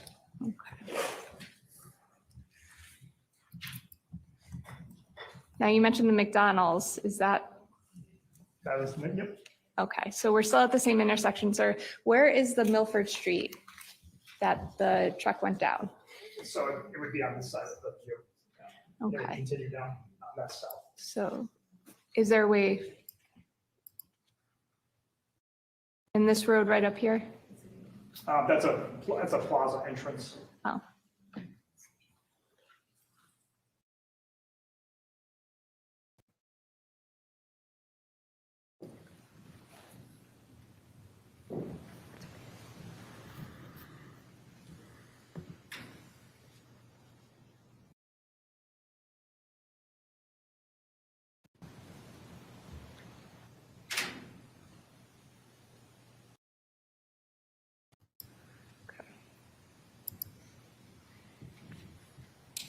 And last you indicated there was a fourth camera. Here, I'm actually just going to scroll back. Which camera angle is this, sir? So this is another one of those fixed cameras, and this is just northbound. This road here would be Milford Street, and this would be Woodville. Attorney Manning, it is now about 11:16. We should probably take our morning recess. Okay, yes, Your Honor. Ladies and gentlemen, we will take our morning recess and resume at 11:30. Thank you. Please do not That discuss. is the Honorable Kevin A. Randolph presiding over this case. It is now break time. What's interesting, last week, there are 6 regular jurors and there were 5 alternates. So there was 11 altogether, but 2 of the alternates.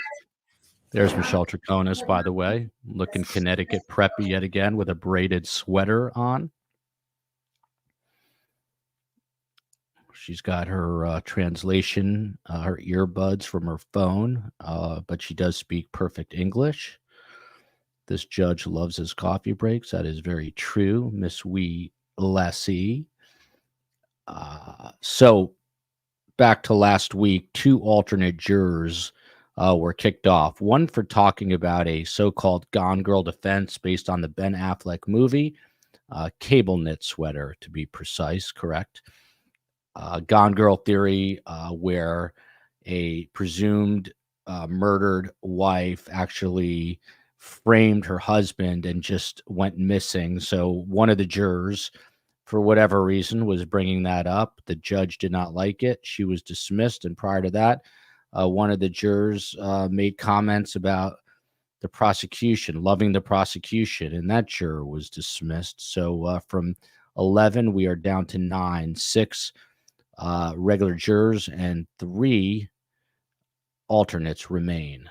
So getting not dangerously close, but pretty close to being problematic. We'll see how it goes. They are on break now in the Michelle Troconis trial till 11:30. It is now 11:17 a.m. local time. Bonnie Lee Lopez pointing this out. Oh, not Bonnie Lee Lopez's comment. Joel, the translation is English to Spanish, her native language. That is correct. My point is she understands English pretty well. And Connecticut preppy is a stereotype. Most of Connecticut is not waspy preppy. That is true. Nevertheless, she is looking kind of waspy preppy there. Yes, a Gone Girl theory. Mandy Strong, I just don't believe FOTUS put bags of body parts in that many trash cans, increasing, I guess, the possibility of body parts being found. Someone brought up the case or the point about dismembering a body. It is not an easy thing to do, and this was the day of her disappearance, so a lot of questions still to be answered. Break going on now for about another 10 minutes, and then we will pick it back up. You are looking at the seal in the courtroom in the great state of Connecticut, Stamford, Connecticut, to be precise. We'll be back.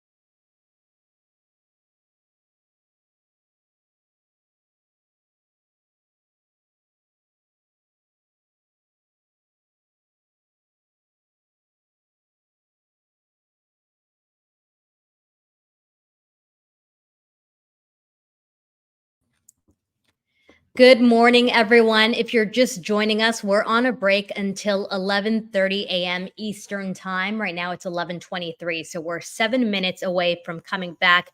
I know Joel was just on here. He will probably hop back on in a little bit, and he's probably going to stick around with us until lunchtime. Then he has to go and prepare for the next show. But if you are just joining us, you have a couple of minutes to catch up. Notable moments this morning. Per usual, the defense started today with a motion, and the state called the defense attorney and his motions unhinged. So I know this trial started off a little slower than we expected, but things are slowly starting to pick up, and there are some dramatic moments here or there. So I know a lot of you guys have been watching that. Again, we are 6 minutes away from coming back from the break. Joel will be hopping on for a little bit, and then I think he'll stick with us through lunch. And we will continue to air this all day. Thank you to everyone for being here. If you're new here, please hit the subscribe button, hit the like button. Thank you so much. We appreciate you.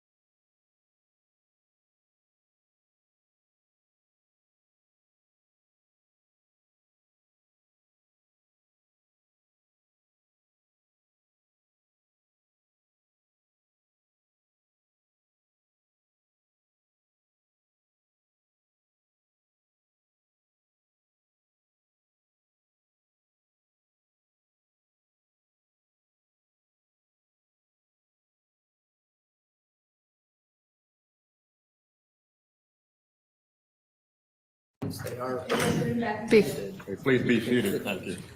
Um, We are waiting for Well, I'm Attorney assuming- McGinnis. Got it. assuming the, Judge Kevin A. Randolph is back. Wait for the jurors. The jurors. You are watching live coverage of the Michelle Troconis trial out of Stamford, Connecticut. She is accused of conspiracy to commit murder in the death of Jennifer Farber Dulos. Her estranged husband, Photos Dulos, unalived himself as he was awaiting trial in 2020. That is Michelle Troconis in the braided greenish sweater to the left of her counsel. get it? I think so. There. Get it? Sorry, I was helping with your jump.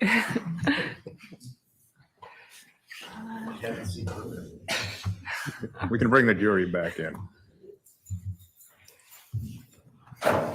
Go.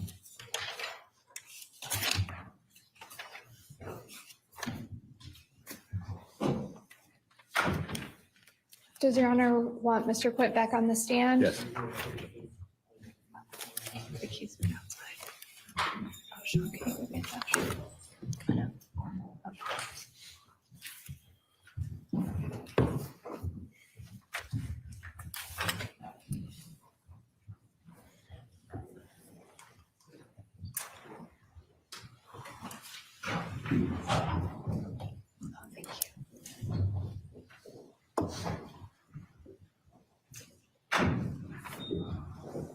Okay, would counsel stipulate, please?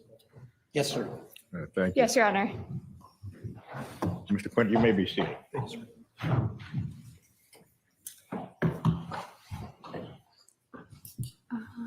Let me actually go back a moment, sir, and go to this first Albany and Blue Hills camera, if I can. Your Honor, the state is also going to open, I believe, what was state's 34.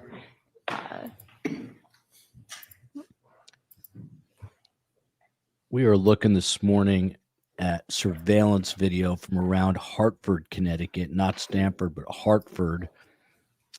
This is where it was believed that Photos Dulos, along with the help of Michelle Troconis, All right. was Sir, do you dumping see evidence the two items maybe a little squished related to together, but do you Jennifer see them on the Farber screen Dulos. behind you? Yes. Okay. Now, with respect to the video, Albany and Blue Hills, if you can, could you please show the intersection if it appears? Yes.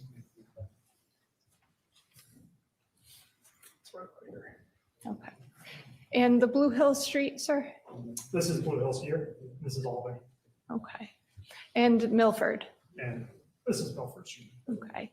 And there's the McDonald's? Yes. Okay, thank you. You could have a seat.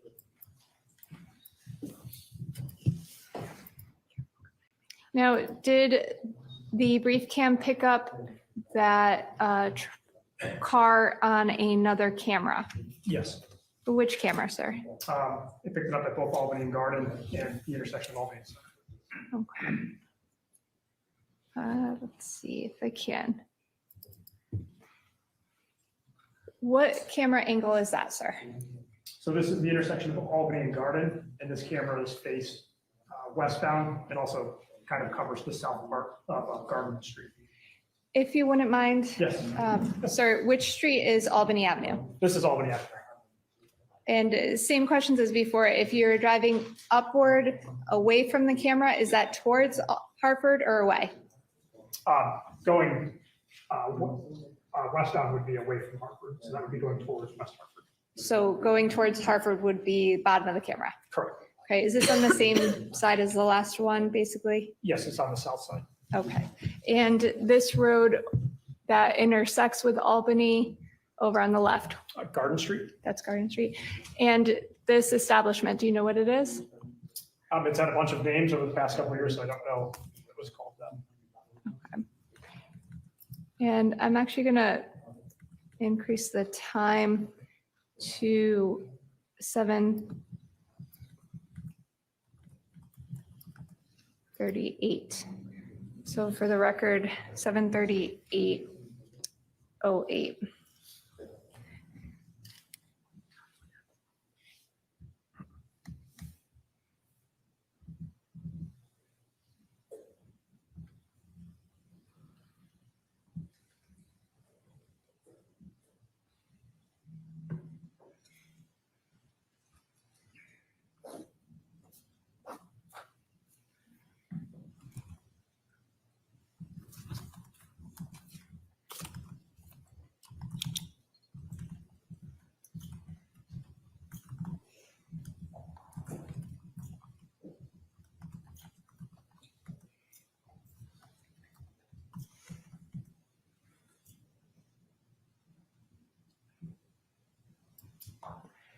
Now, sir, I'm going to ask you the same question with respect to the map. This is Albany and Garden. Yes, Is that depicted on the map on States 34? it is. Albany and Garden is the intersection here. Actually gonna, which side of the street is the camera angle, sir? So the camera is on the southeast corner. And Garden Street, if you could just point it out. Garden Street is here. This is Albany. Okay, thank you.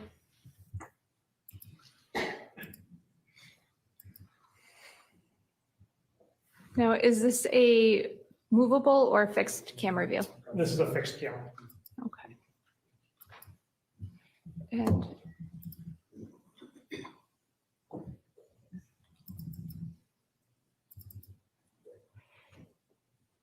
what camera angle is this, sir?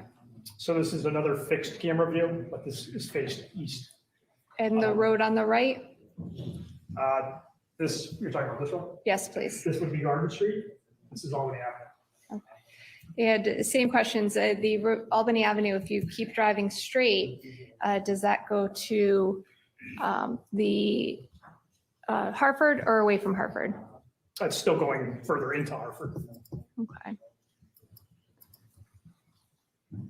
Now, is this a view that Brief Cam picked up? Yes. Okay.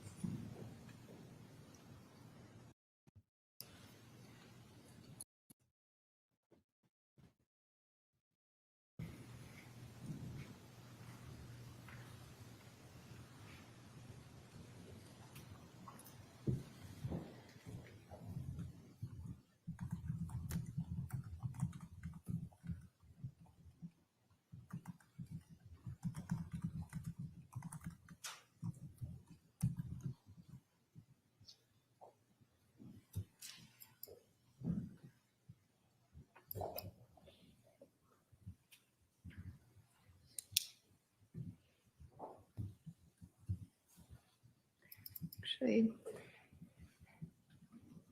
I'll go back a little. This camera view, sir. So this is another fixed camera at Albany and Garden, and it covers the eastbound direction and northbound direction. This is Albany Ave. This is Garden Street. Okay. This isn't one of those movable ones? Correct. Okay. And with respect to the garbage can, is that the same garbage can that we saw on the screen before? Yes. Okay.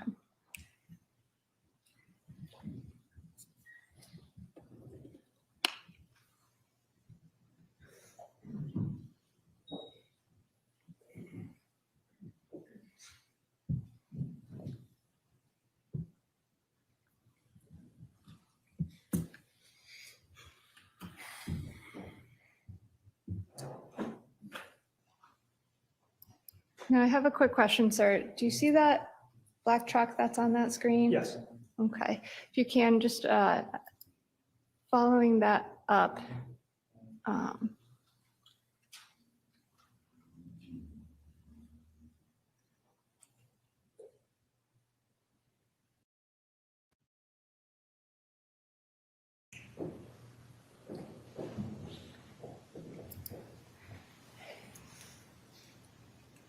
What's the difference between the two? Did Brief Cam pick up that other black truck? It did as a black pickup. Okay, but not as a Ford Raptor? So Brief Cam doesn't specify make and model of vehicle, just specifies black or pickup. There's a few things that are unique about the Ford Raptor compared to the other truck. And what was that? The tonneau cover in the back, the covering on the bed of the truck. The Ford Raptor has hood scoops on the front, so little indentations on the front of the hood. Okay, and so when you're going through this video, were you looking at all the trucks that were black and pickup trucks? Yes, that's where we started. Okay, and then you started, so were you able to narrow it further? Yes. How were you able to do that? Once we started to see the same trucks stopping and putting garbage bags and random garbage cans. Okay.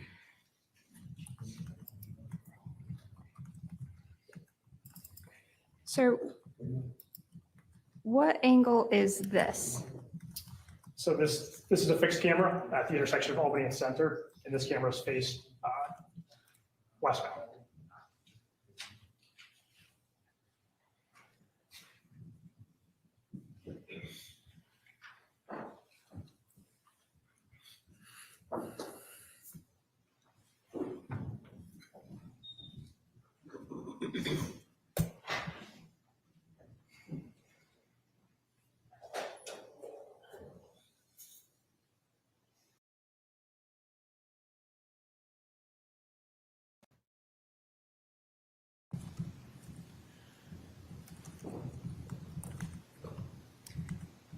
I'm going to stop here, 73947. Do we see that same truck, sir? Yes.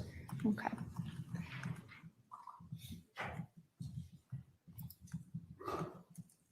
Is that the truck from that I pointed out before? I believe With so, the yes. same, okay.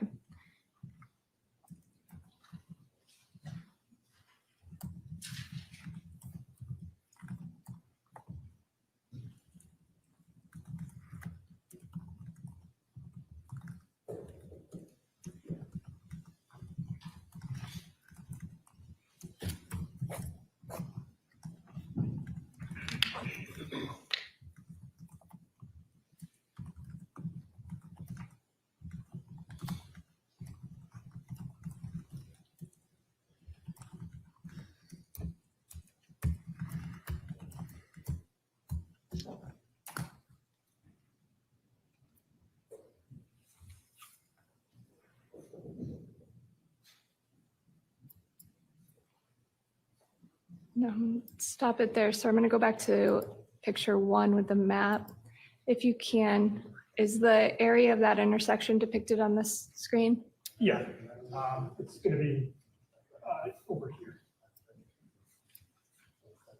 Yeah, it's about the camera's about here. Okay, It's in between Green and Center. so Green Street is right here. Yes. Where is Center?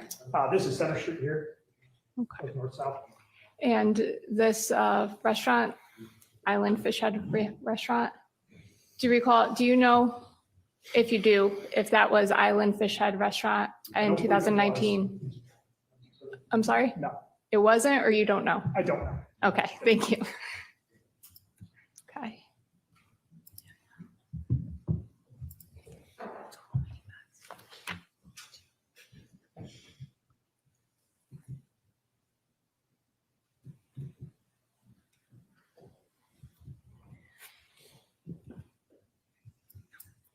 Stop at 74112. And sir, what street is this? Green Street? And again, if you were driving, let me zoom back in. If you were driving Albany Avenue going to the left corner, upper left corner, which direction are you traveling now? So if you're traveling in this direction, it would be traveling west. Okay, is that towards Hartford or away? It would be towards west. West Hartford? Yes, Okay, so if you were traveling towards the bottom right, would that be into the city of Hartford? yes.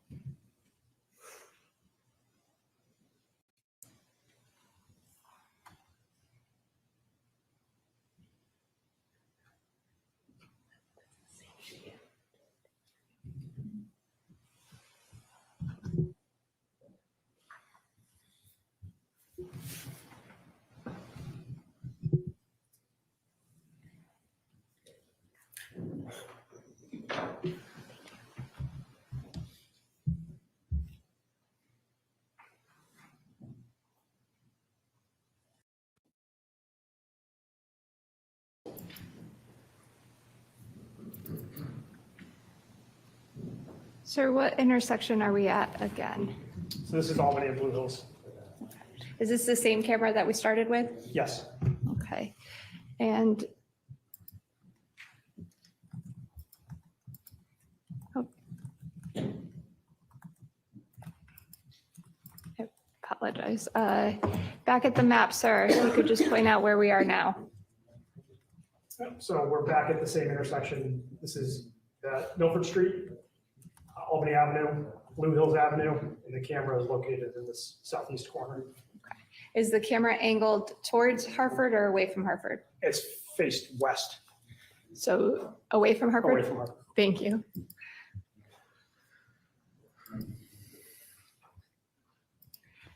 I'm going to fast forward a little bit to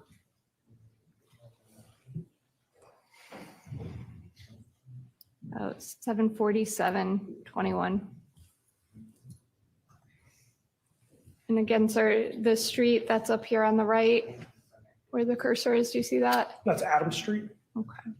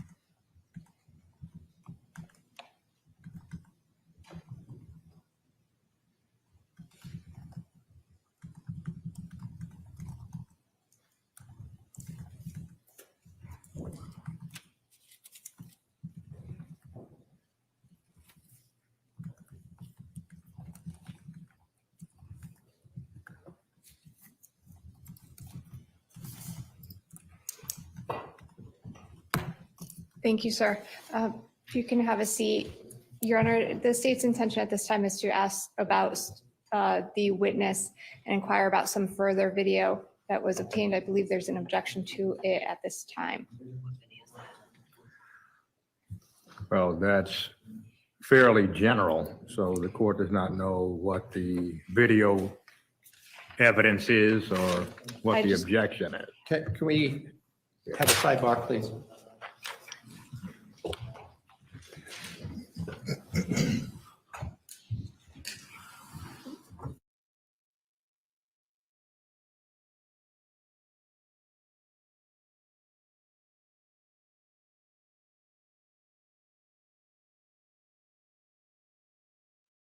Another shot of Michelle Troconis putting her glasses on as there's a sidebar between defense counsel John Schoenbaum and Michelle Manning, lead prosecutor for the state, with the Honorable Kevin A. Randolph, who sounds a lot like Morgan Freeman. Suzanne Schultz, I agree with you. I like this judge. He's so focused on the case. Mish Kavernos, all over the Greek side of this, being Greek herself. They should speak Greek to the defendant. Then she can really not understand. Mish saying she loves this judge. I don't see anyone that has not liked this judge. This is the witness with the Connecticut State Police going over surveillance video from the day that Jennifer Farber Dulos went missing. They were living in New Haven, Connecticut. And of course, the testimony over the last couple of days has been about blood and blood splatter found where she was taken from in the garage. Sunshine Cheryl says she knows what he was doing. Speaking about Michelle Troconis, very preppy look for Michelle. Cable knit sweater, striped shirt, brown rimmed glasses, long straight hair. Indeed, looking quite Connecticut preppy, although I was told before not to stereotype Connecticut. They don't all look like that in Connecticut. What did Michelle Troconis do for a living other than trying to steal someone's husband? She was a television personality of some sort in Venezuela. I don't know how long that lasted for. Raised part of the time in Miami, married to an Argentine. That's what I know about Michelle Troconis.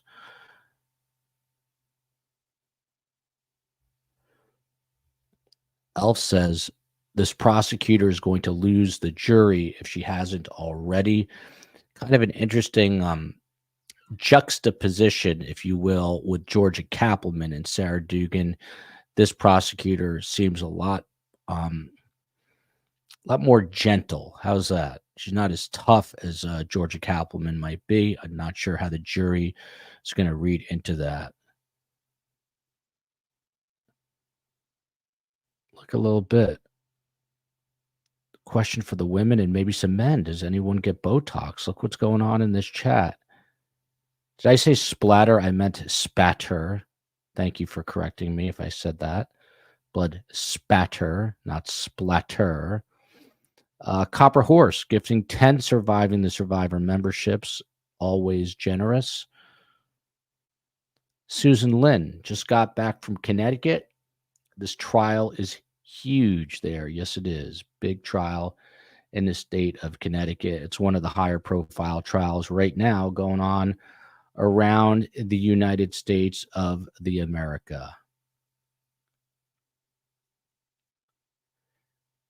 Time is it? It is 11:54.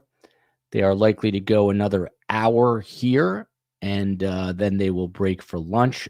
The judge, as most judges do, they like their breaks and they like their lunch breaks. So we will see.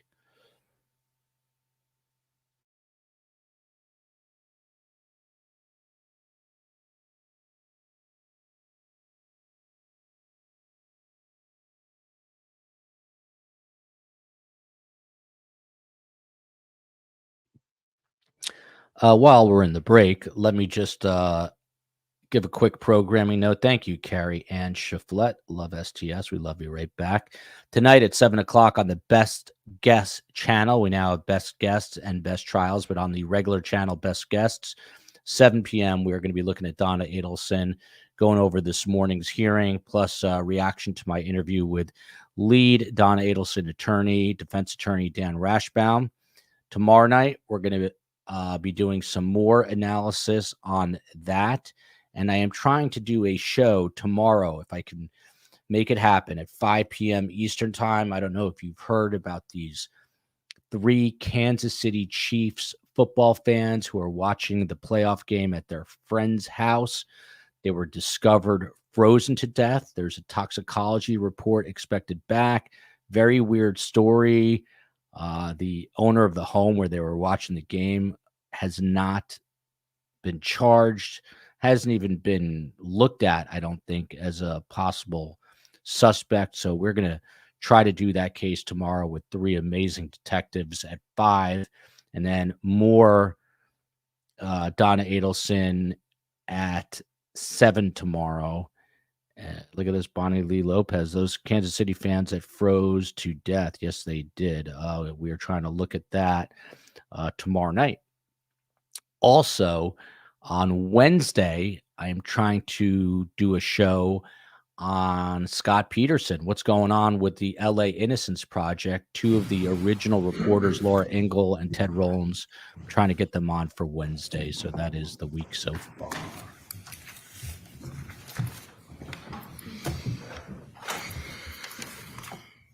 If I may just have one moment, Your Honor.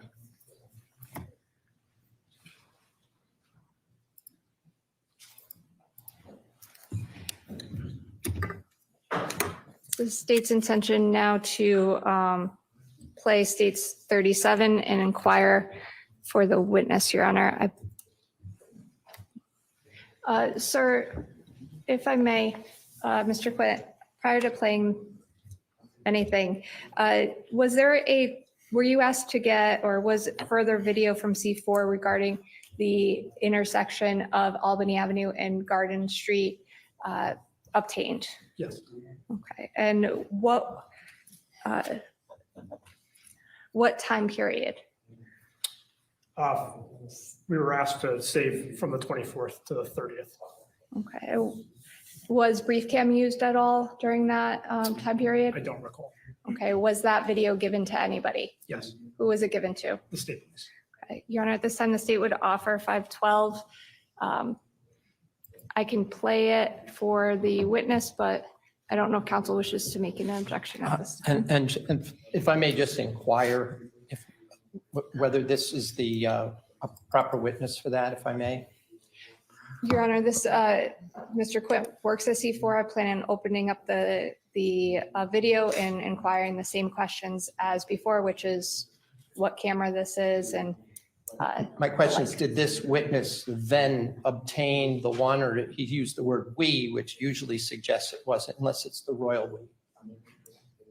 It may not have been him, so I just want to clarify that. From the court's discussions, this witness can only testify As to the date, time, and location of the camera.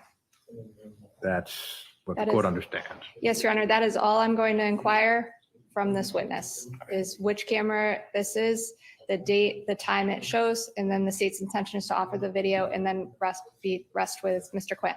I just want to, it's from a different day. I just want to clarify, we're talking about a different day? We are talking about a different day. Then I would just say that it's not relevant to Ms. Troconis, but that's my objection. Okay, thank you. Overruled. Thank you. So I'm going to have you take a look behind you if you can.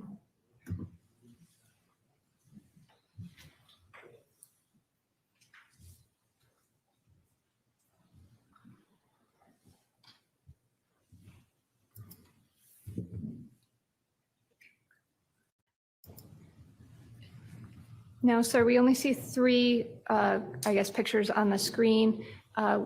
What location are these camera angles, please? So the first one on the top left, that's Albany Garden, Aerospace Southeast. The second one on the top right is Albany Garden, and the camera's faced west. And then the last one is Albany Garden, and the camera's again faced east. And if you wouldn't mind, Albany and Garden West, what is the date and time of this video? It's May 26th, 2019 at 6:48 a.m. Thank you.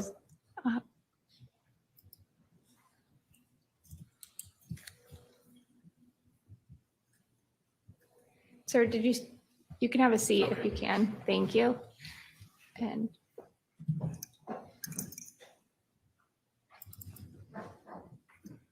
this camera angle This is faced east. of that same intersection Yes, Albany and Garden. and the date and time. This is May 26th, 2019 at 6:49 a.m.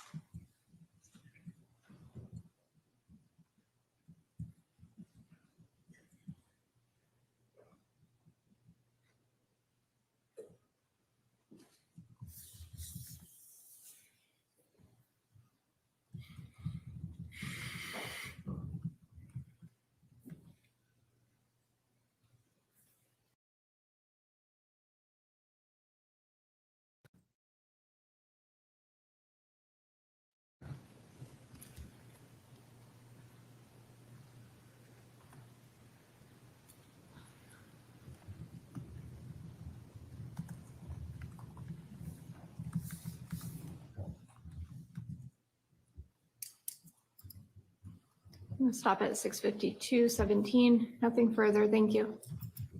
Thank you. Cross-examination, Attorney Schoenauer.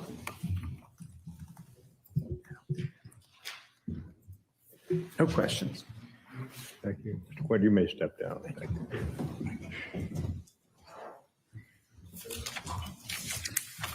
Your Honor, the state has Mr. Atmore, or I should say Trooper Atmore.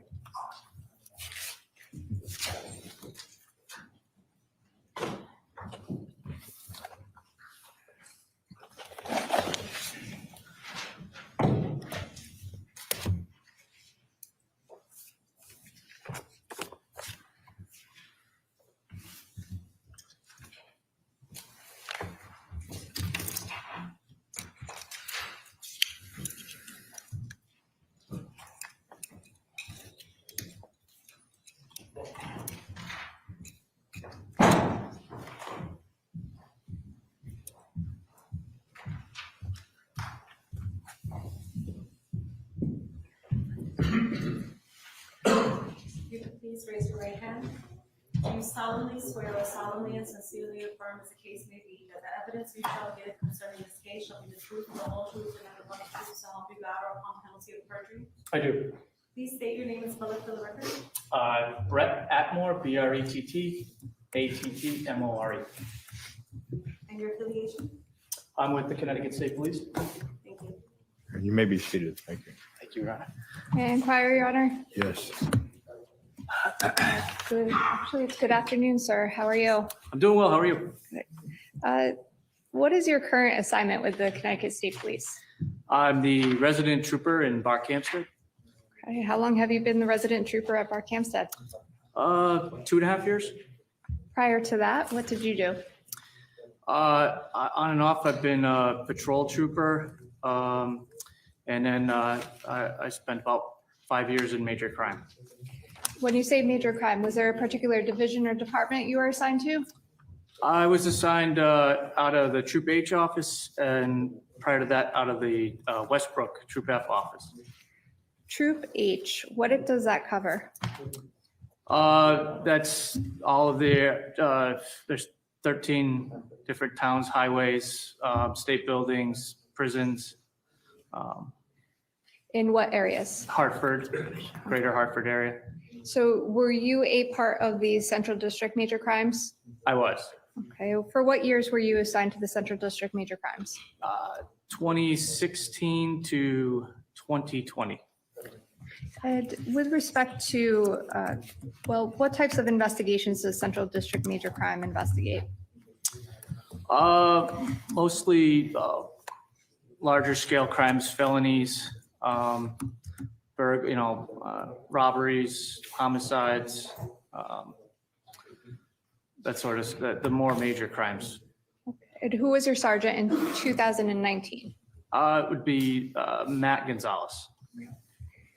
Now, I want to draw your attention specifically to 2019 around the time of May 30th, okay? Yeah. Now, were you called to assist in the investigation to the disappearance of Jennifer Dulos? Yes. What was your assignment on that day?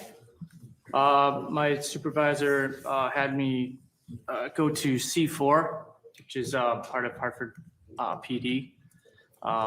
They have surveillance cameras accessed all around the city, and I was specifically tasked with looking for a pickup truck, a black Ford F-150 Raptor, traveling in the city on the 24th of May.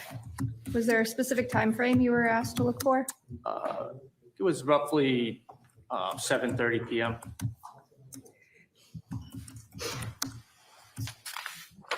Now, did you go to C4? I did, What day did you go to C4? May 30th.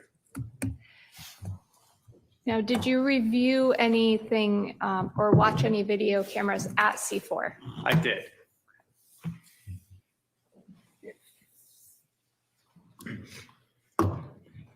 By the way, as part of Central District Major Crimes, did you work with C4 on multiple occasions? We did, yes, Okay, so you were aware of its capabilities. I was. So with respect to, I believe it states 36.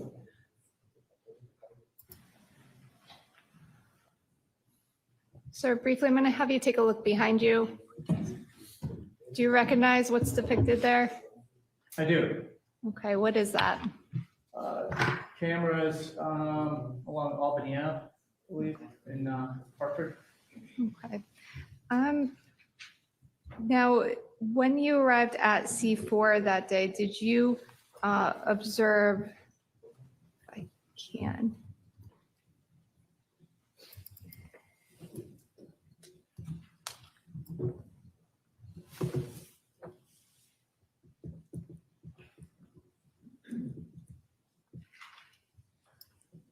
this video footage, 7:39:05. Yes, Where were you when you watched this? I was at C4 in Hartford. Did you have any other officers with you? No, other than maybe the random Hartford police officer in the building, no one from our agency. Now, after watching this video clip, did you take any action? I did. What did you do? I notified my supervisor, Matt Gonzalez, about what I'd seen, specifically the trash getting dropped off in multiple City of Hartford garbage cans, in order to get an evidence collection team to go and access those or seize the contents. When you notified your sergeant, when did you do that? Right after I saw it. Were you still physically at C4 when was, you yeah. called him? Why did you do that right away? Just in the event that the trash got picked up, got meddled with, I don't know. I wanted to have someone out there as soon as possible. And what day was this? What was the date? The 30th The of 30th May. of May? Yeah. With respect to the screen behind you, sir, if you can draw your attention, if you could watch 7:39:26.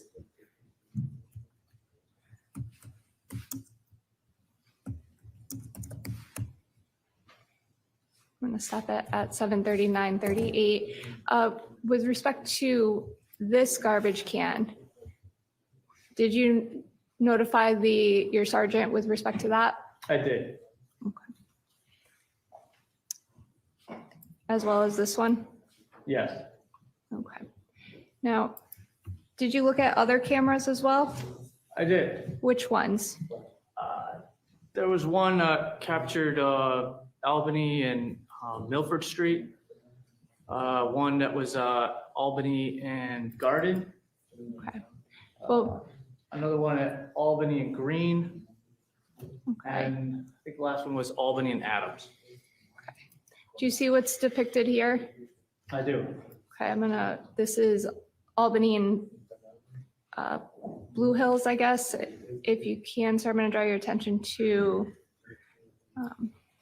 7:47:22.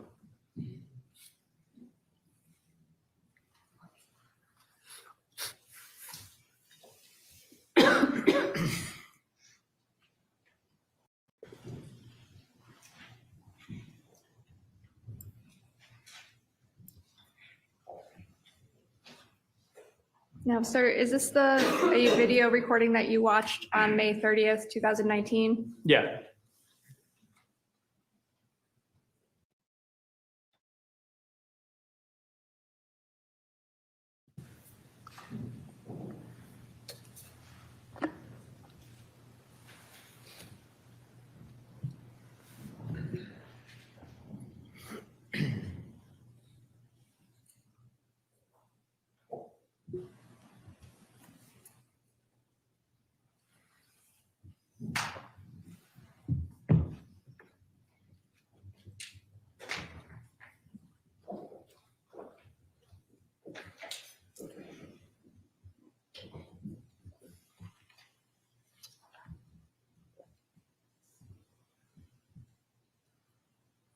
Sir, did you take any action with respect to anything really after watching this video? Again, I notified my supervisor about the location of this particular instance. It looked like a sewer. And that something was placed in it. Let me ask you that actually, if I can go back just briefly.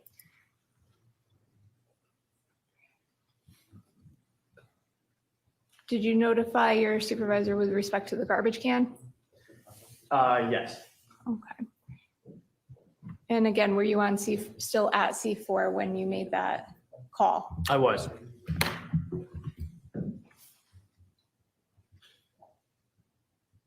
Now, you also mentioned the sewer grate. Where is that located on the screen? Kind of right up by the passenger door of the truck. If you wouldn't mind, sir, if you could go up and point. Right here. And for the record, you're pointing to the middle right side. Thank you, sir.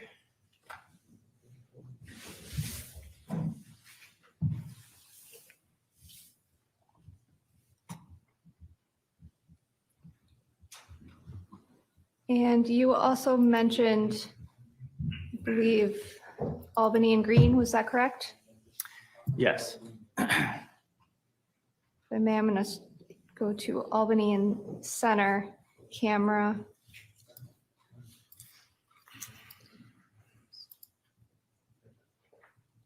$741, please.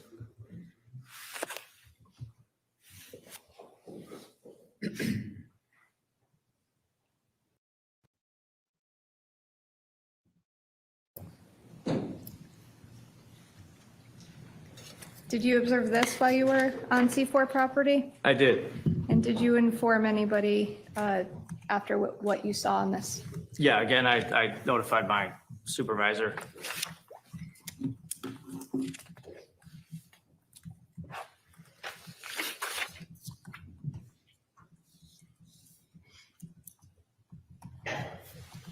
Did you actually go to Albany Avenue, sir? No. Okay.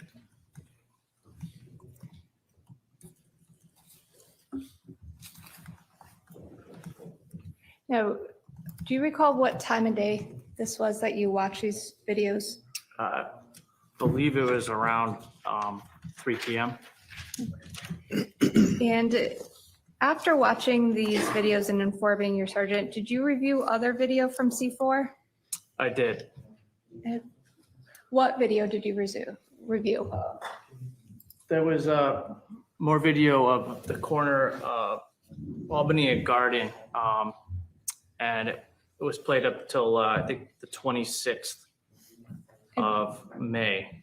Why did you look for Albany and Garden video? That was a garbage can that we saw trash placed in, and we were just interested to see if it had been picked up already by the garbage service in the city. And just to be clear, the video you watched of the trash being placed in trash was placed in on what day? The 24th, Okay, and you watched it on which date? the 30th. Okay. Did you when you watched the video from the 24th, how far did you get, or how long did you watch the video for to determine if the trash had been picked up from that garbage can? It was determined that particular garbage can was picked up on the 28th. Okay. How do you know that? We could see the garbage truck picking up the garbage can. So did you watch the video for that time? Yeah. Yes. Okay, and do you know what time the trash can came and picked up that video? I'd have to reference my report for the exact time on the 28th. Do you have any idea, or would you refresh your recollection, take a look at your report? It would refresh my recollection. Okay. If I could look at that.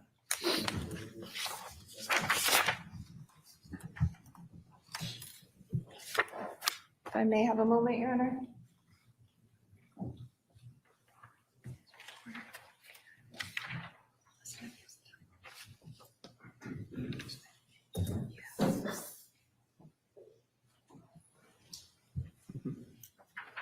I may just approach the clerk. Yes.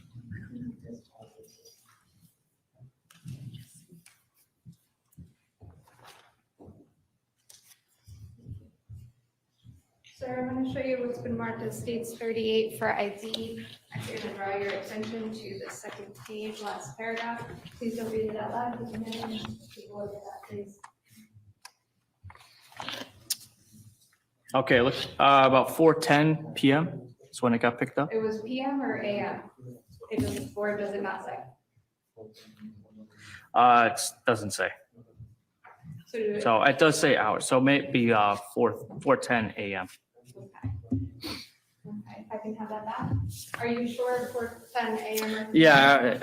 Could I have that mark for ID, please? It is. Oh, thank you. And what's the number? It is 38.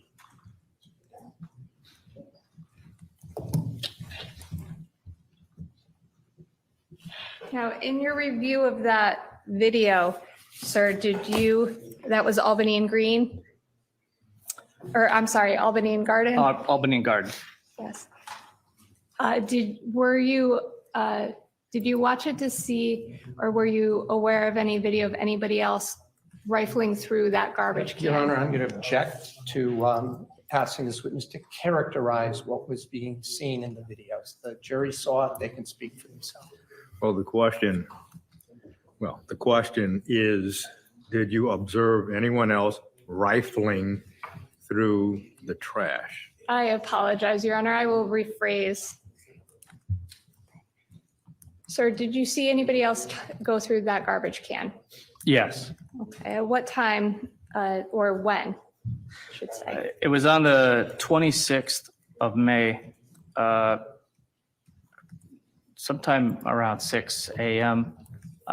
If I could reference my report, I could give you a more accurate time.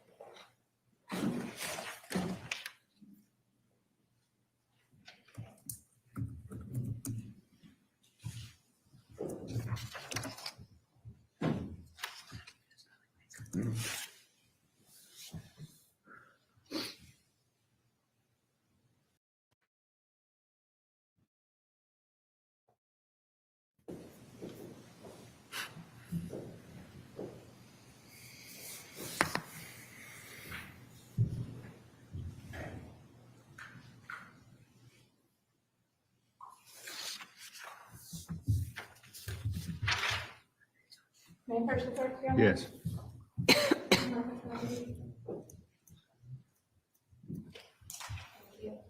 It's 9:39 for ID. Again, please, I'll draw your attention to page 2.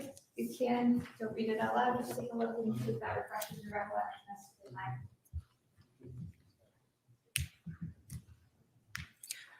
Okay, it does. And what was the time? 6:51 AM. May I have that?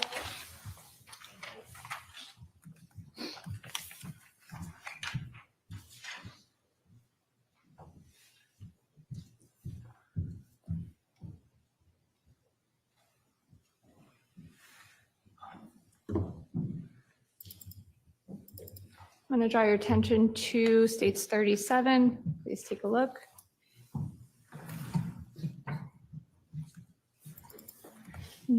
Play, please, Albany and Garden.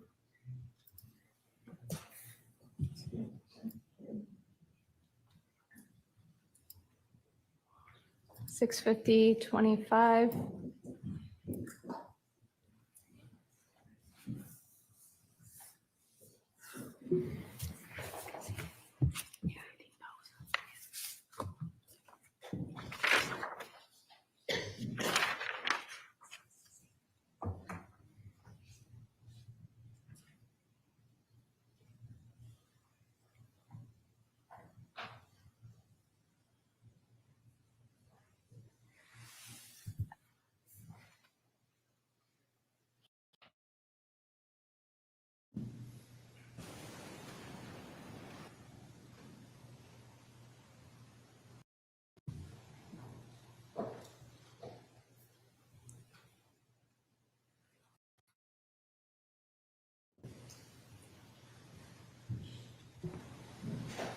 Sir, just without asking you anything, without saying anything anybody said or anything like that, just yes or no, sir, were you able to find the identity of who that person was? We were. That's all I have at this time. Thank you. I just would like to just look at the reports for a minute. Do you have one there in front of you? or not? No, I don't.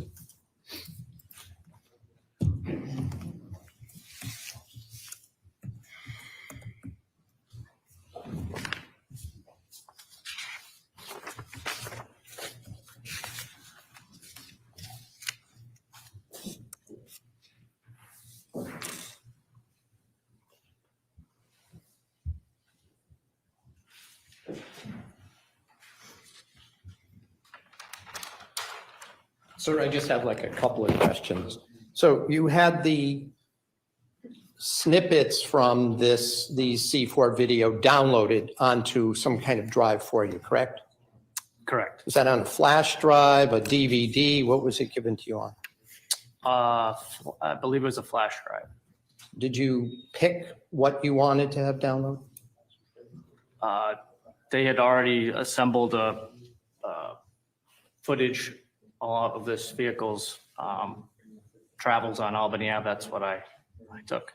Oh, so they didn't make you sit there and watch like 24 or 48 hours of video yourself? Well, no, we were watching the truck, yeah. And then when you say they, who's they was watching? Oh, the analysts at C4 that were assisting. Right, so we didn't look to see if anyone else came by or anyone else went through or dropped anything off besides that, correct? Correct. And I just want to be clear about the garbage truck you mentioned. You saw in one of the videos a garbage truck pick up trash along Albany Avenue and that, at least some of those receptacles, right? One of them, yeah. And that was on May, you said 28th? Correct. According to the time, right? According to the time. Did you actually download that video as well? Yes. I think that's it. Thank you. Just one, sir, with respect to the garbage truck that you saw, did you see that garbage truck stop at what location and pick up trash? That was Albany and Garden. Okay, but you didn't see it pick up trash at the other locations? I didn't. Thank you. Did you watch the multiple days from the 24th to 28th to see if any others got picked up? No. Thank you. Hey, Nothing further. Mr. Atmore, you may step down. Thank you, Your Honor.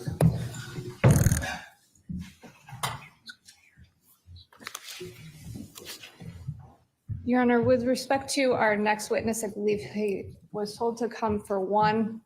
We're ending the morning a little early.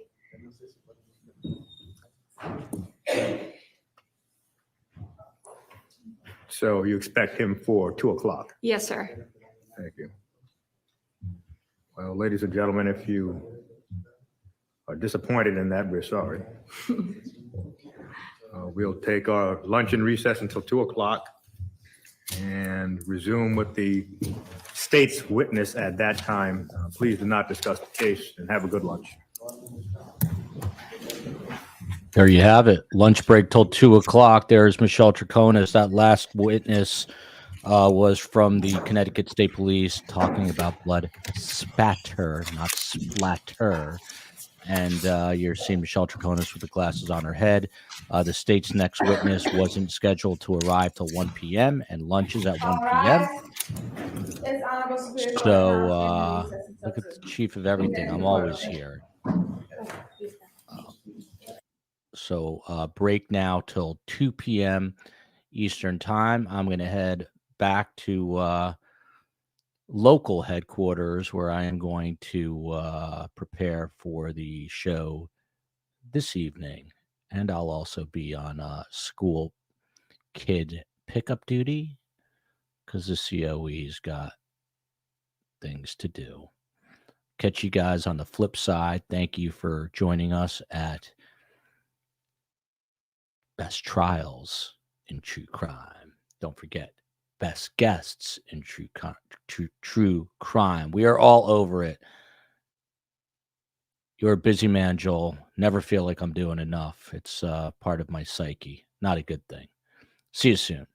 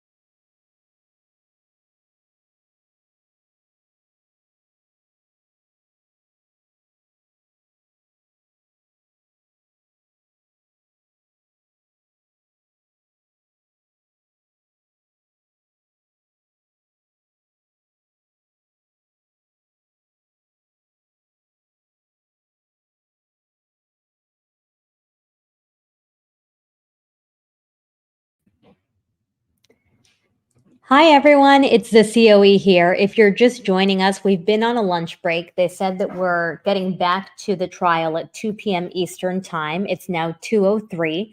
So as you can see, we have the shot up there, and as soon as it begins, we will put the audio on. But just wanted to remind everyone to hit the like button.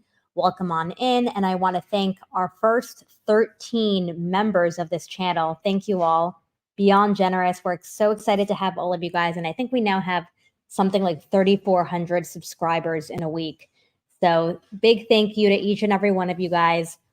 And if you're just joining us today, we're starting to see some evidence. We've been hearing from state troopers and from different sergeants. And a quick recap from this morning, just because it was some dramatic, it was a dramatic start to the day. The state side decided to call the defense attorneys unhinged after the defense attorneys decided to start the morning by proposing more motions. So they called both the defense attorney and his motions unhinged, which if you've been watching this, he's been presenting motion after motion since the get-go. And someone was joking earlier that they feel like the jurors are outside of the courtroom more than they're inside. And that's probably somewhat accurate in this trial. All right, everyone, we're just on standby here.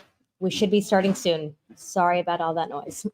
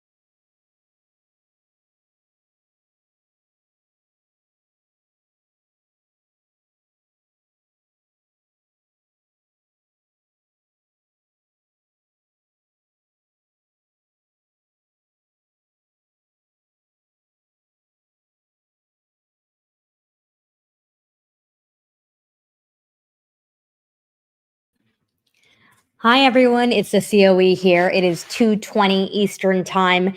Just wanted to give you guys an update. There was a lunch break for 90 minutes. It was supposed to end at 2 p.m. Clearly, something is still going on or they're running late. We're not quite sure what the holdup is, but they are running 21 minutes late from their lunch break. So if you are just joining us, you have not missed anything. We've been on a very, very long lunch break, almost 2 hours now, and we're just on standby. As you can see, we are looking at the seal, which is in the courtroom. As soon as there's any kind of action, Space Coast will turn on the audio and we'll get going here. But for now, we're just on standby. For those who are new, welcome to the channel. For the 3,400 people that subscribed, thank you very much. For the 20, 25 plus, maybe even 35 plus members already, we appreciate you guys. And again, just stand by until trial begins. Not quite sure what's going on behind the scenes, but I'm sure they will give us some kind of update. Some people were joking about jurors going rogue. Hopefully that's not the case, since we've seen that day after day in this trial. But we are standing by and we'll hopefully get an update on why trial is more delayed than expected today. All right, everyone. Thank you so much.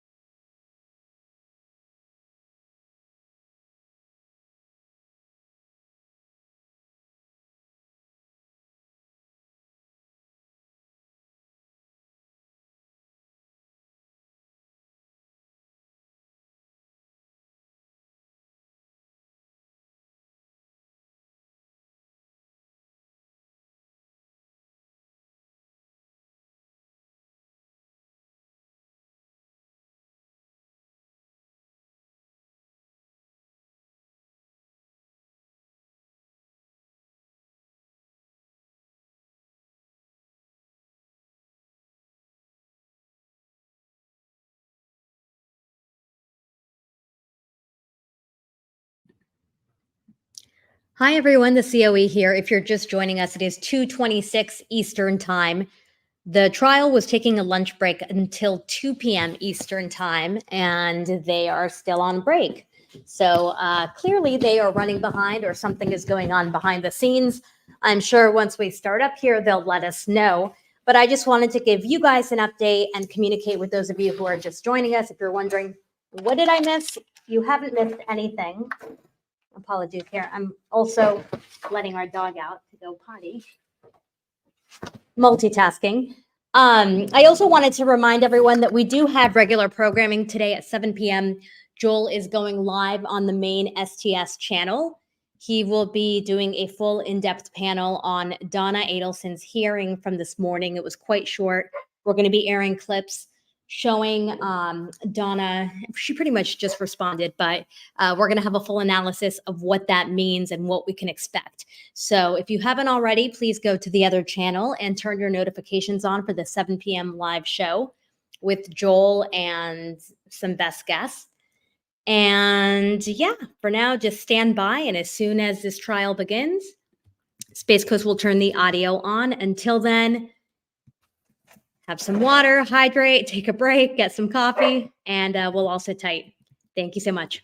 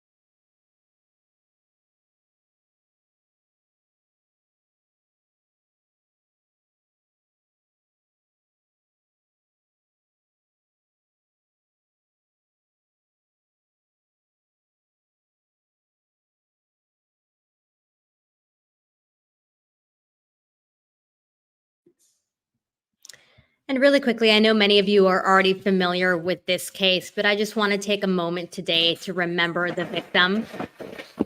Of course, the minute I go on air, Ethel goes crazy. I just wanted to take a moment to remember the victim, Jennifer Farber-Dulos.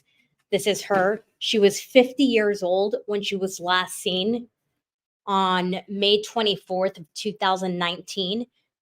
That image there on the right, that was Jennifer with her 5 little kids. And not only is Jennifer the victim, but obviously her 5 children who now do not have a mother and do not have a father. We talk about it all the time, but in these cases, so many people are affected by the actions of others. And sadly, in this case, those 5 little kids are very much victims that will now have to live their entire lives without a mother or a father. So I just wanted to take a minute to remember Jennifer and to think of her 5 children. All right, we're on standby until further notice.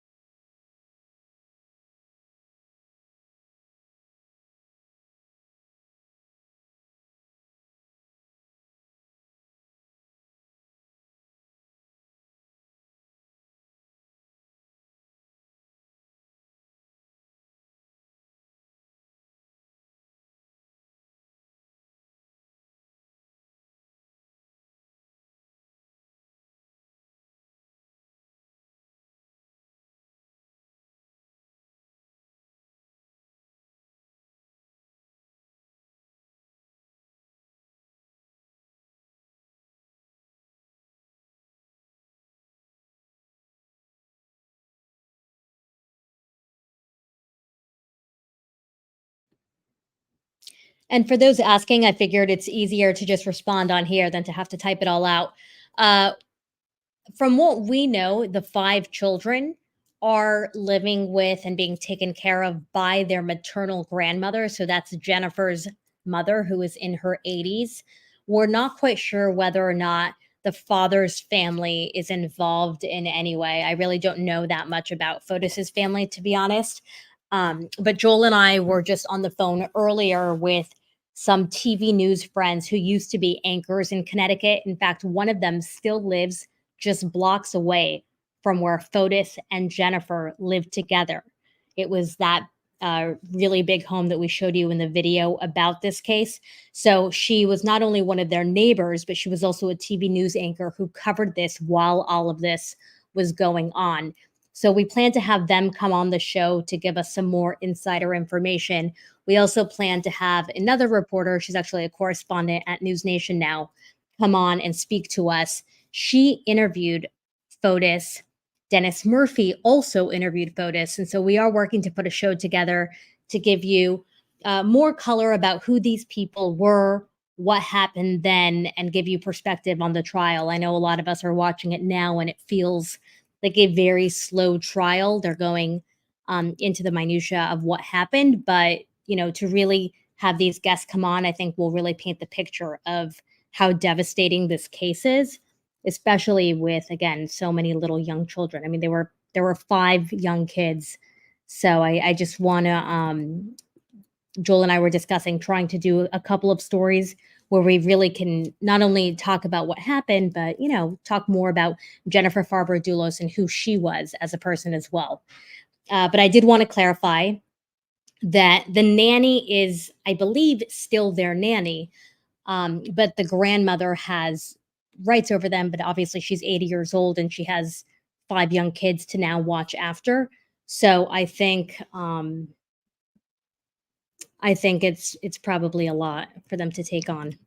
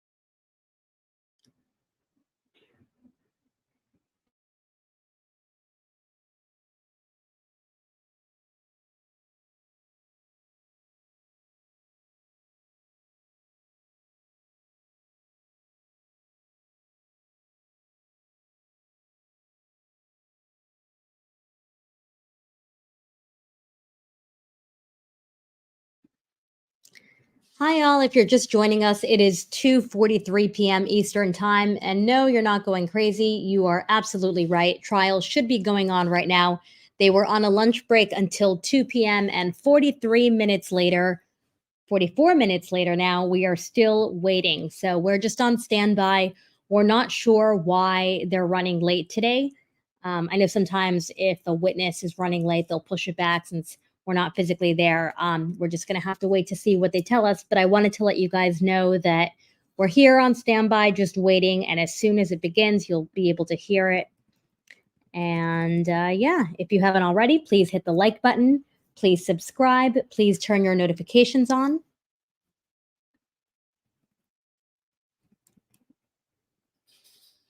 I know some people are saying it's hard to find this channel. I think because it's new and we don't have that many subs yet and it's not hitting the algorithms, it is tough to find.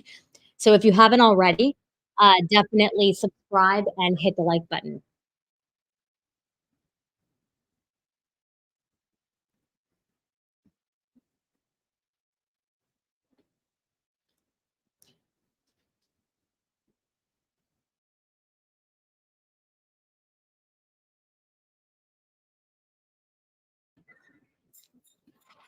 All right, that noise you're hearing, the coughing, is not from our house.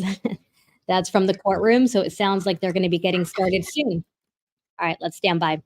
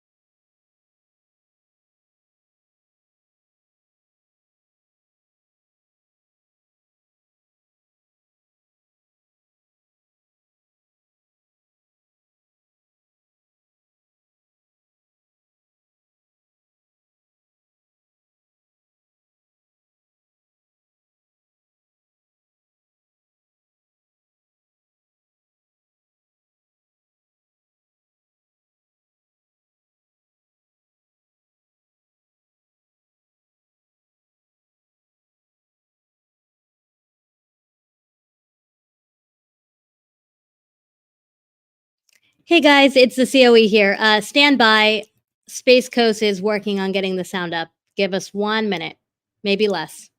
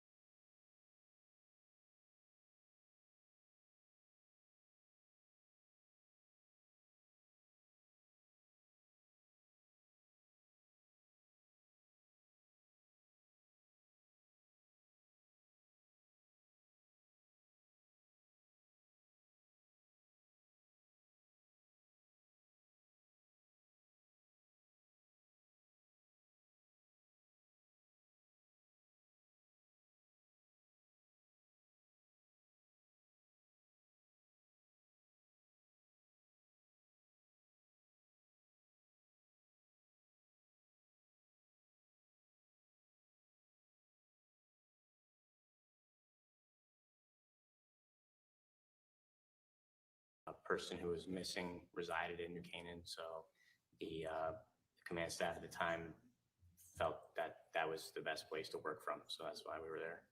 Approximately how many troopers and New Canaan police personnel were working out of the police department when you arrived on May 28th? Quite a few. Were you given any specific tasks on that day? Yes, I was. What types of tasks were you given? So myself and Detective Sergeant Duva went over to 69 Wells Lane. And we went into the 3-bay garage. I was assigned by Sergeant Petruska to take photographs of the shelving units that were in the, I guess you'd call it the 3rd garage bay. So if you're facing the bays, there are 3, it would be the far right bay.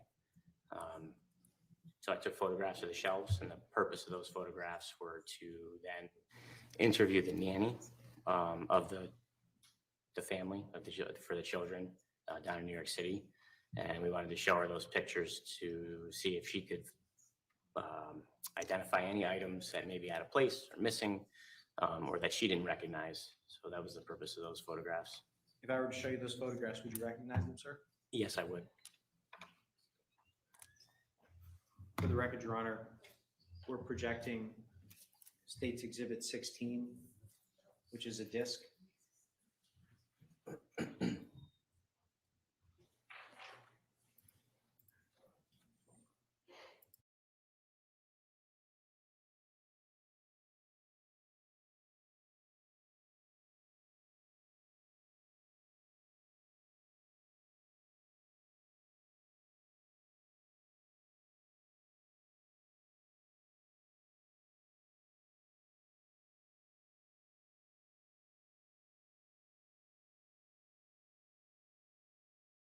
Yes, I do.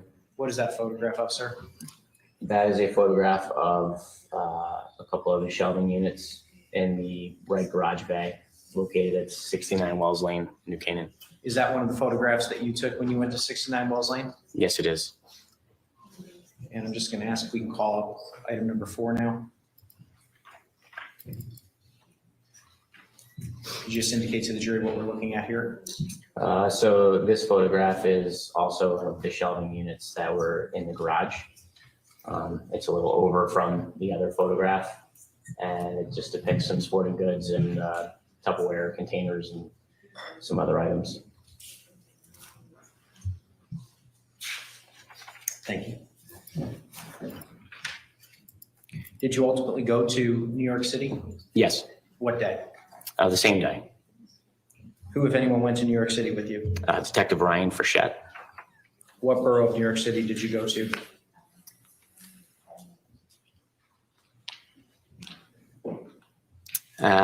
So we were in Manhattan on Park Avenue for one of the stops. I don't recall the other borough. Specifically with respect to Miss Almeida. It was in Manhattan. And did you meet with her? We did. Approximately for how long did you meet with Miss Almeida? I don't remember for how long. I'd have to look at my report to see. I know there's a recording of our interview with her. Did you show her photographs of the garage that you had taken? Yes, And did she provide you with a statement? she did. After meeting with Miss Almeida on May 28th, did you perform additional tasks for the case that week? Yes. Describe to the jury some of the things that you did. So we looked for video footage. We canvassed some of the areas in New Canaan to try to find video. And specifically Friday, May the 31st, I was tasked with going up to the Capital City Command Center to review some video footage with one of the intel analysts up there from items that had been recovered the night prior by the Central District Major Crime Squad. The purpose of me going up there was to ensure that nothing was missed. Who gave you that assignment? That was Detective Sergeant Vences. And when you say the purpose of your visit was to ensure that nothing had been missed, had someone already reviewed the C4 footage at that point? Yes, to my understanding, they had. Approximately what time of day did you arrive at C4? It was midday, late morning, early afternoon. and upon arrival at C4, which incidentally stands for Capital City Command Center, correct? That is correct. Who, if anyone, did you meet with? I can remember meeting with a gentleman by the name of Josh Quint, who is an intelligence analyst with the Hartford Police Department. And when you met with Josh Quint, what did you do? So he began to take me through some of the footage that they had found using the computer program that they have. They're able to find certain vehicles of a type and color, as I understand it. And so those folks were given the types of vehicles that we were interested in that were associated with Mr. Doulos. And so they ended up finding a black, what appeared to be a black Ford Raptor pickup truck traveling along Albany Avenue, where Mr. Doulos had discarded several items in city trash receptacles. So he began to show me some of that footage. And did you have a description of Mr. Doulos prior to arriving at C4? Yes. And did you also have a description of someone named Michelle Troconis? Yes, I did. Do you see Michelle Troconis in the courtroom? Yes, I do. Could you point her out and tell us what article of clothing she's wearing, a shirt, a color shirt? She is seated on my right side of the table over there. She's wearing what appears to be a blue coat and a green sweater. Judge, you identified the defendant. What was the general description of Michelle Troconis that you had? I didn't see any Your photo. Honor, hearsay? Well, what was the general description? Well, it's offered to show, as the court hears it, what to look for. That's right. So overruled. What was the general description you had of Michelle Troconis? I didn't have a photograph of her, but I was told that she was middle-aged, tall, slender, and had brown hair. And have you since had a chance to meet with the defendant in person? Yes, And did she match that general description? she did. As you were reviewing the C4 footage, did you review any video in which it appeared that an object consistent with a WeatherTech liner was displayed? Yes, I did. Your Honor, I'm going to object. The video speaks for itself. The jury has now seen it multiple times. That's a leading question. It also assumes facts not in evidence, and I ask that it be stricken. Well, question was, did you review the video and see what would be described as a WeatherTech mat? Well, that's leading. The jury has seen the video, but the court is not certain that the jury could conclude that what came out of that vehicle was a WeatherTech mat. So as far as a leading question is concerned, the court will sustain the objection.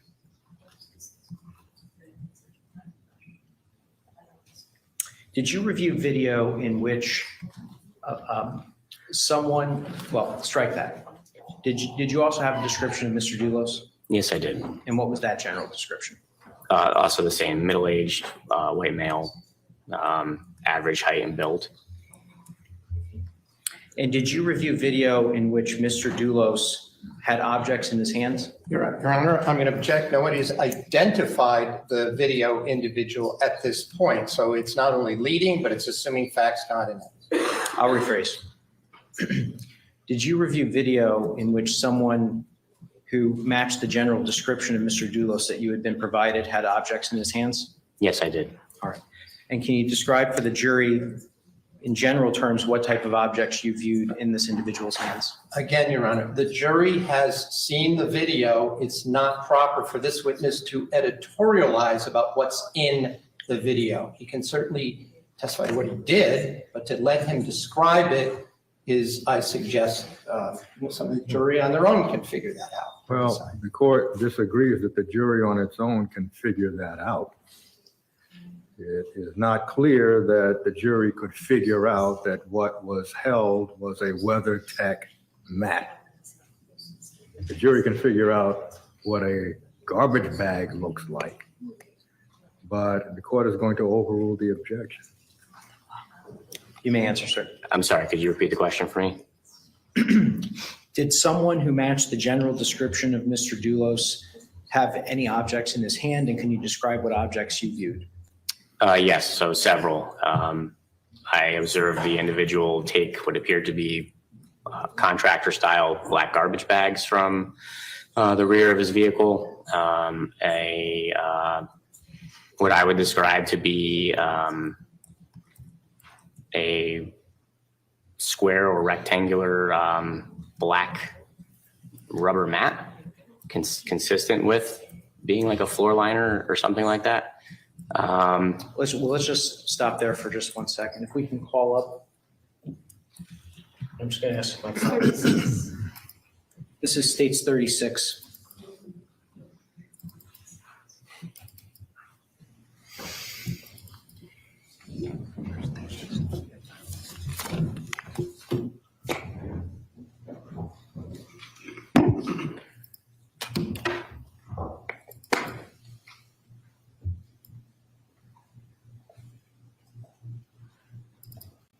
I'm just going to ask that we pause it right there for just one moment. Sergeant Butin, is this the C4 footage that you reviewed? Yes, it is.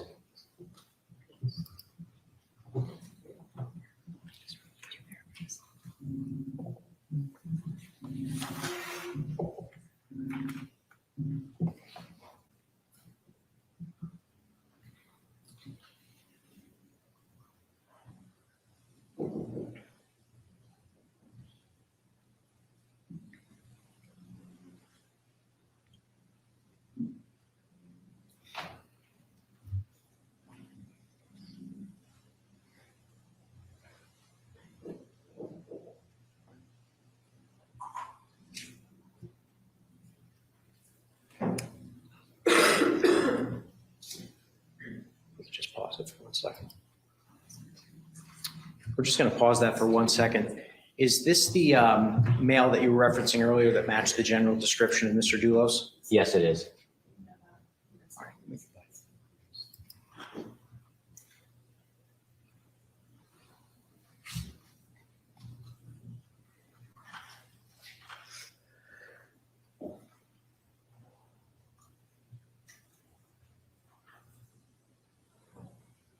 Pause that for 1 second. Just going to pause it there.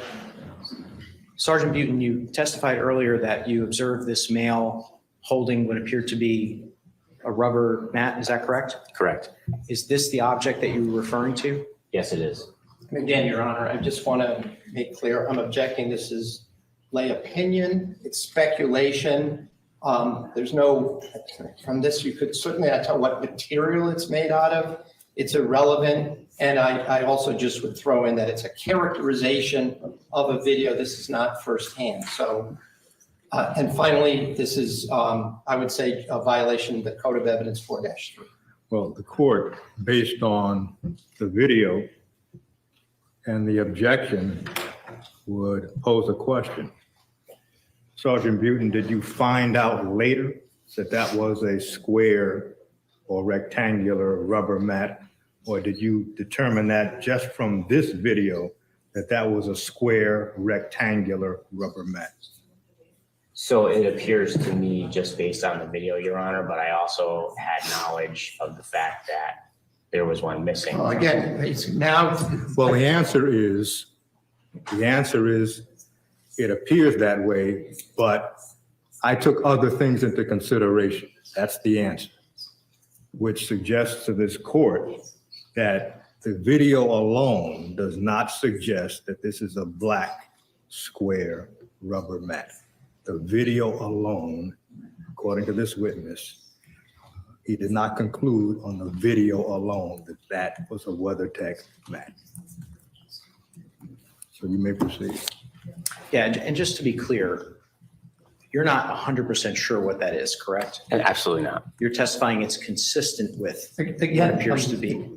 Well, that's a mischaracterization. It appeared to him to be a black rectangular mat. He had other information that led him to believe it was a WeatherTech mat. That's the testimony. It appeared to be consistent with a rubber mat. That court is indicating it's sustaining the objection.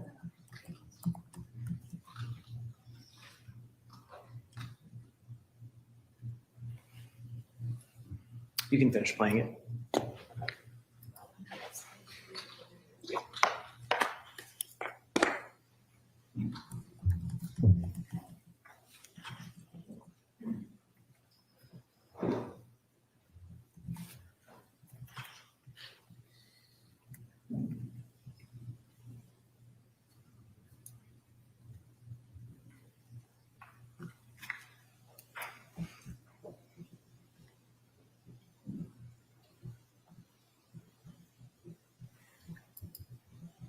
Are you familiar with something known as WeatherTech liner?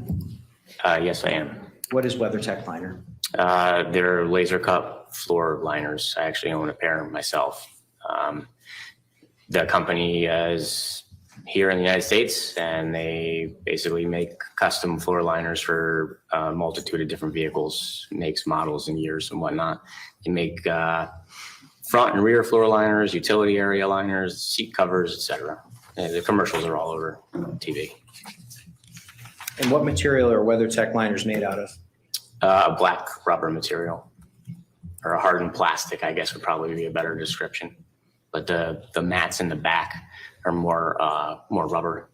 I think the floor liners where your feet go are harder, but the ones for the back are a little more flexible, I guess is how I describe them. And when you say in the back, what area of the vehicle are you referring to? The cargo Your Honor, area. I'm going to object foundation, the fact that he might own an SUV or might know something about it, it's irrelevant.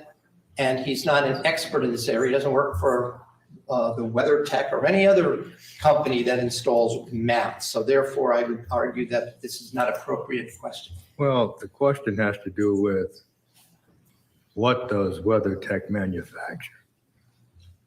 That's how the court understands the question. And if he's familiar with, if this witness is familiar with what WeatherTech manufactures, the court will allow the testimony. So overruled. When you mention the back, what area of the vehicle are you referring to? The cargo area, the utility area, the back of an SUV behind the seats.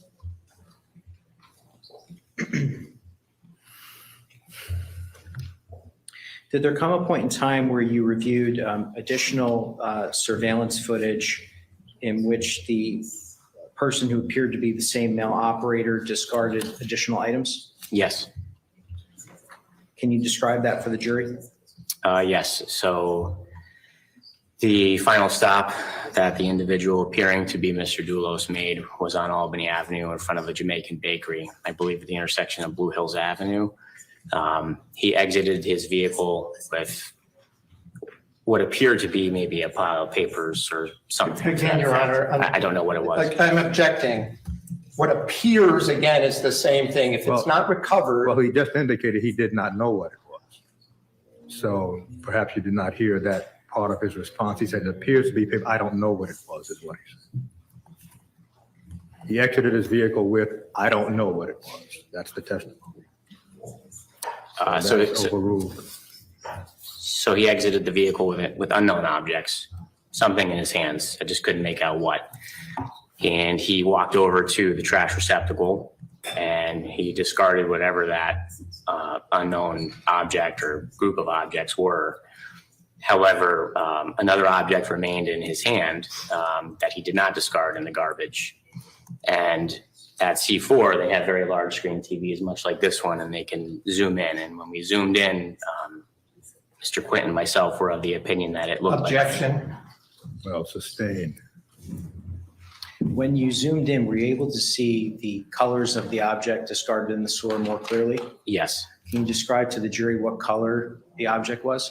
So the object overall looked white, and we saw like orange and blue on the object.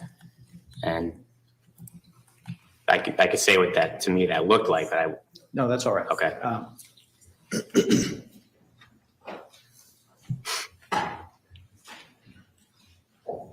Now, actually, we're just, if we could play that portion of the video.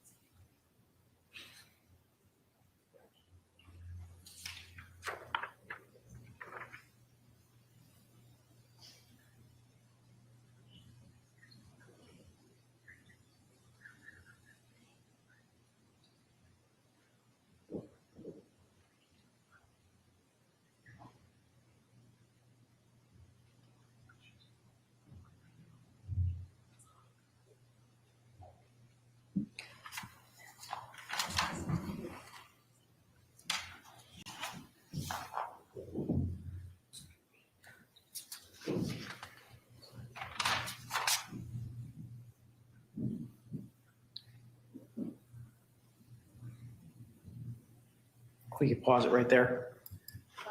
Sergeant Butin, I just want to direct your attention now to the vehicle itself.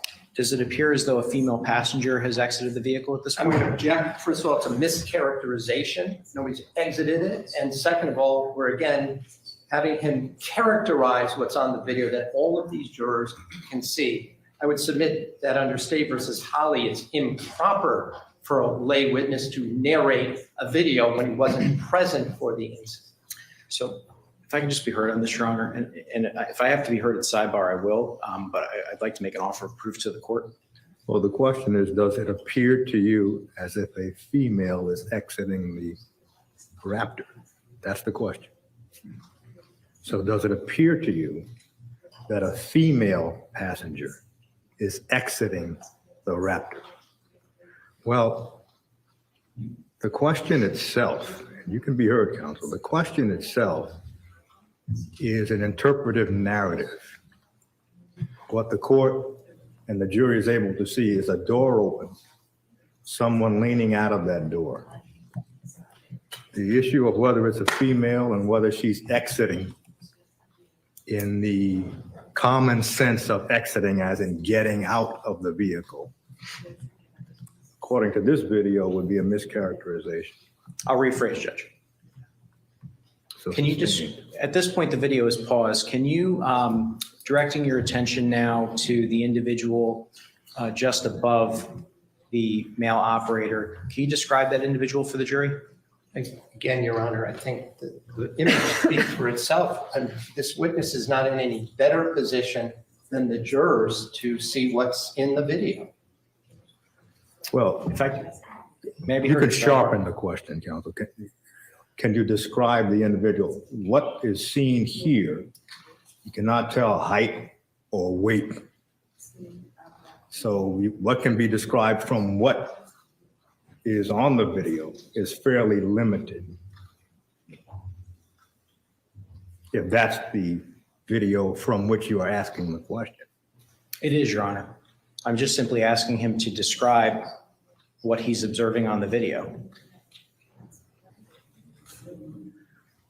Well, what the court is going to do is listen to the description and entertain any objections after that. Could you describe the individual above the male operator? Yes. So it appears to be a white female. Looks like wearing a short sleeve shirt, and it's kind of hard to tell, but maybe her hair is in a ponytail. And I can see at least one of her feet on the sidewalk, and her right hand appears to be reaching down toward the brick or pavement. Was this the only time that you observed a female with this particular male individual in the surveillance footage? On this footage, yes. You can keep playing.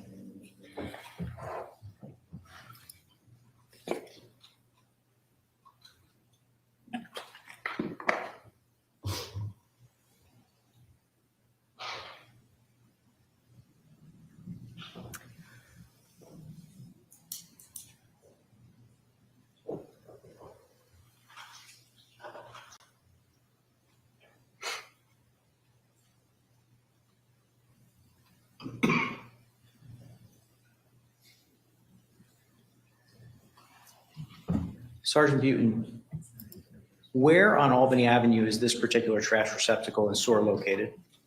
I believe the address is 1344 Albany Avenue. It's at the intersection of Blue Hills.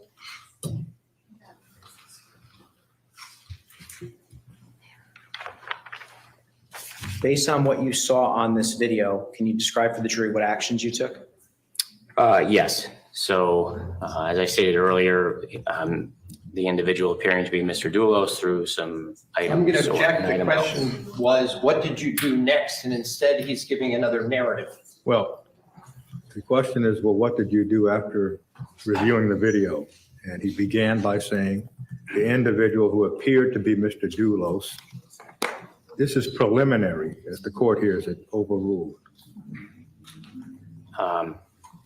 The fact that I observed that individual throw those things out in the trash receptacle, but choose to discard whatever the other object was down the storm drain was interesting to me. And I wanted to try to recover whatever that was. And so I inquired with the C4 folks about who maintained the storm drain and who we would use to assist us in recovering that item. And the answer I was given was MDC, which is the Metropolitan District Control. They're a water authority essentially for the greater Hartford area.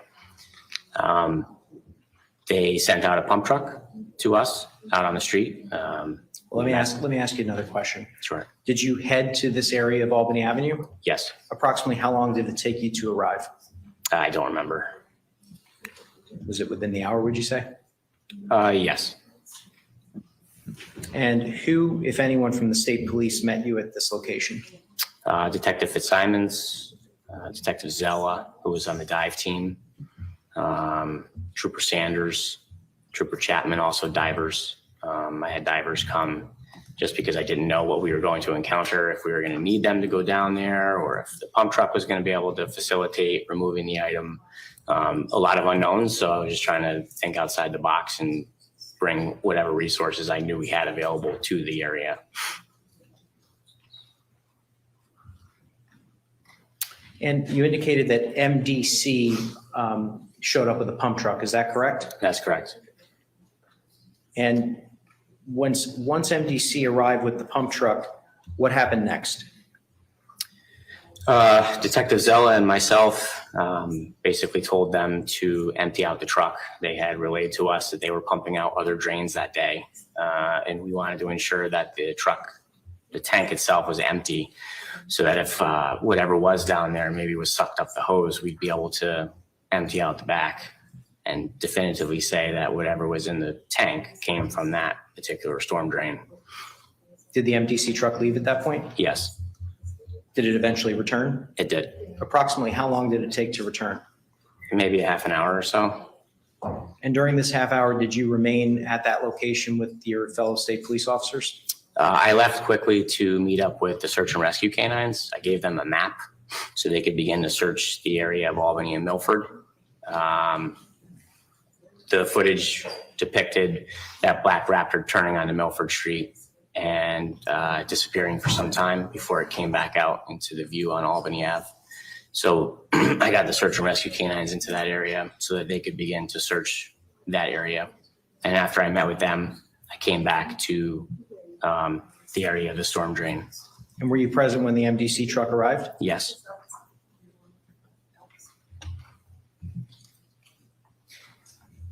Do you recall how many employees from MDC responded? 2, I believe. When they arrived, what steps did they take in your presence? They had showed us the back. They opened it up, showed us it was empty, closed it. They removed the grate from the storm drain. They had like a big hook that they put down there and pulled it out.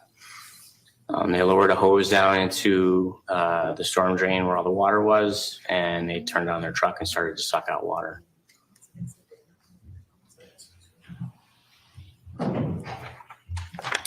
As they were sucking out water, can you describe what happened next? Yes, the envelope actually got stuck to their equipment, and they were able to pull it out like that. All right, I want to just break this down a little bit. You say the envelope. Can you describe what you heard as they were sucking water out of the sewer? Yeah, it was like a clink. It was like a clink noise.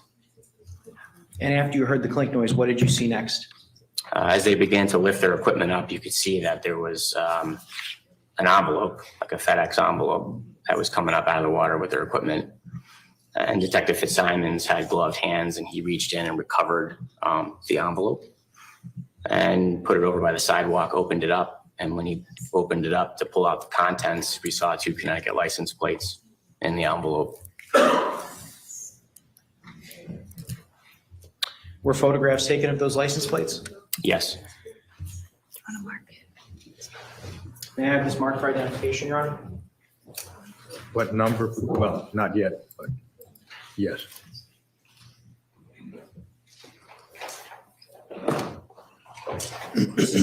40 for identification. I did provide Attorney Schoenbaum with a copy. I don't know if there's any objection. No objection. Thank you. Move it in as full exhibit. 40 admitted as a full exhibit.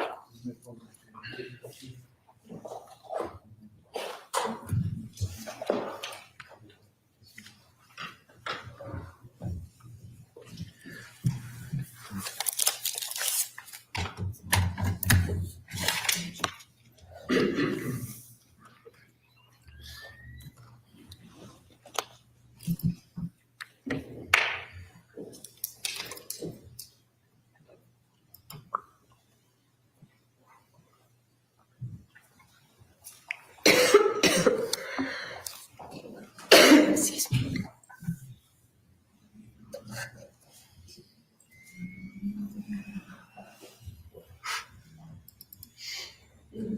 And I'm just going to begin with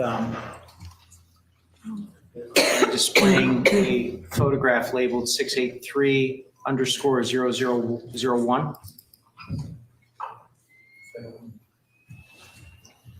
Sergeant Butin, do you recognize that photograph, sir? Yes, I do. Can you tell the jury what that photograph is?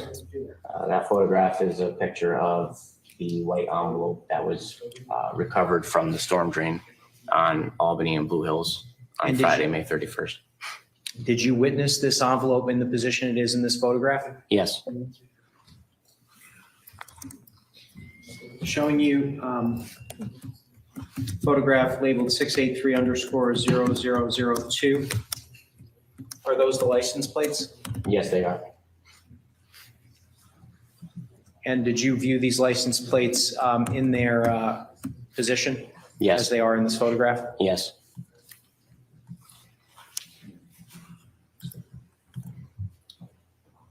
And this is photograph 03 in that file. These are the same license plates, is that correct? Yes, sir. Photograph number 4. Same license plates, correct? Yes. Actually, if we could just leave that up for 1 second. The license plate here reads 5T6WBU, is that correct? Yes, sir. That's correct. While you were present, were any efforts made by state police personnel to run these license plates? Yes. What were the results when these license plates were run? I called into dispatch and ran them as they are, and they came back to nothing. When you say they came back to nothing, what does that mean? It means there was no record found, meaning no such plates existed in the Connecticut DMV database. And so after you received notification that no such plates existed, did you notice anything about the sequence of the letters and numbers themselves? Well, yeah, we noticed that they were a bit odd. Typically, plates that were issued out like that were would start with 3 numbers and then end with 3 letters. And obviously here you have a letter mixed in with the numbers. So that was odd to us. And to Detective Fitzsimons' credit, he actually, with his gloved hand, started to mess around with some of the characters that looked funny to us. And that's when we realized there was some effort made to alter their appearance. And when you say that there was some effort made to alter their appearance, can you be a little bit more descriptive for the jury? Yeah, yes. So if I may, can I? Yes, sir.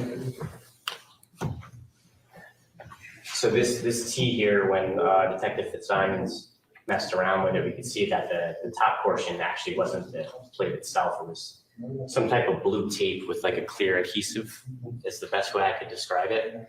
So this character is actually a 1. The same here, this was made to be a B, but it's actually a D. And then here we have what is supposed to be a J with the extra material added to make it appear to be a U.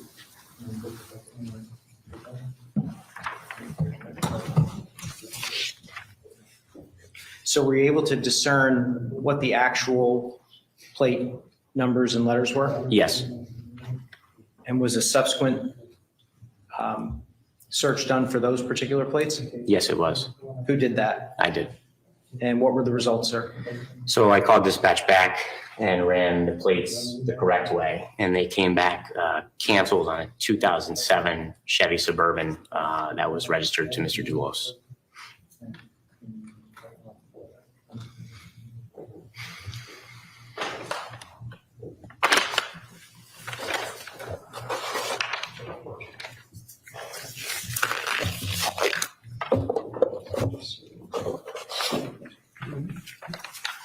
May I have this marked for identification? Yeah. I think it's a full exhibit by agreement. Yeah, I just want to make sure what's in the envelope is what I think is in the envelope before we do that. That's my only. I don't want to be surprised, so if I can just see what's in there. Sure, would you like Detective Beaton's? Oh, yeah, why don't we just leave it for ID for a moment? I probably won't have any objection. I just want to make sure we're talking about the same thing. Thank you. Detective Buton.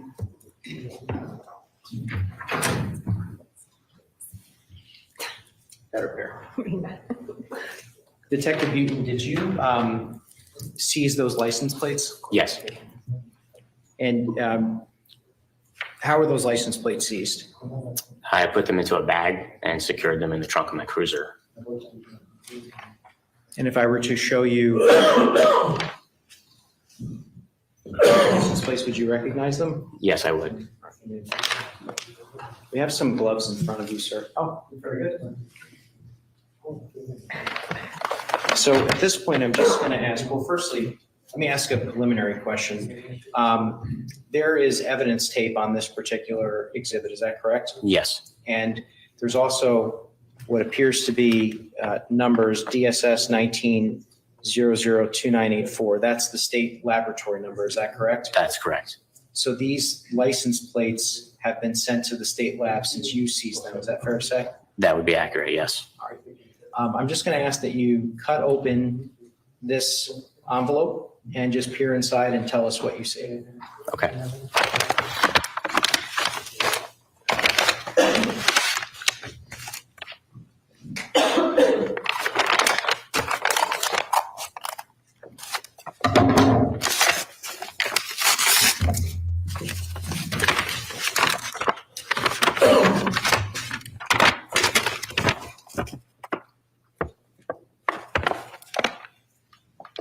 The two khaki license plates that Is there anything else in the bag, sir? I have to open it up a little more to see, sorry.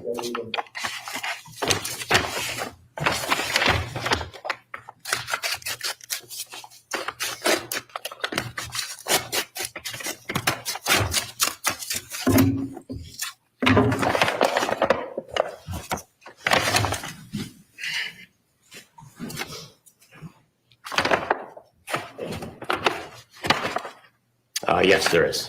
What else is in the bag? It's a white FedEx envelope that the plates were in. Are these the objects that you seized on May 31st, 2019? Yes, they are. Judge, I move it in. I need to see what else is in the bag. I just don't want any extra gloves around. There are. We could just maybe do it over here on the side if we can.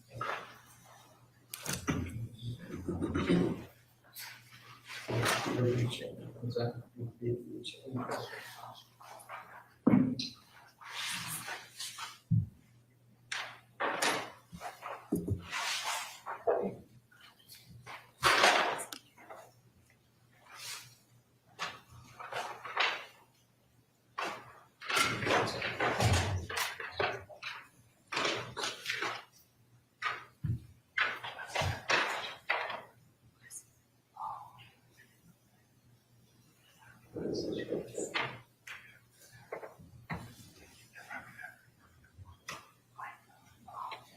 have no objection to putting out these other items that were in there will have to be to a different witness. So as long as those are kept separate, I'm fine with that. And that, is that states 40? This is states 40, Judge, and just for the record, there are several smaller envelopes which we're going to tie up through another witness. Attorney Schoenberg is asking that we do so. I have no objection to that. However, I do want to keep everything together at this point. So if these can be labeled perhaps, 40A through, 41A for identification purposes only, and if we can just keep everything together for the time being. So states 40 will be admitted as a full exhibit. 41, Judge. 41 will be admitted as a full exhibit.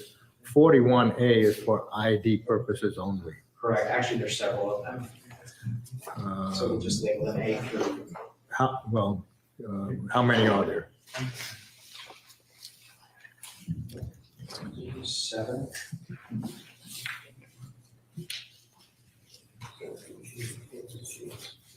A through G. So 41A through G for ID only. 41A through G, identification purposes only. Well, it's about 3:33, so we're going to stand in our afternoon recess, ladies and gentlemen. Please do not discuss the case. We shall return at 3.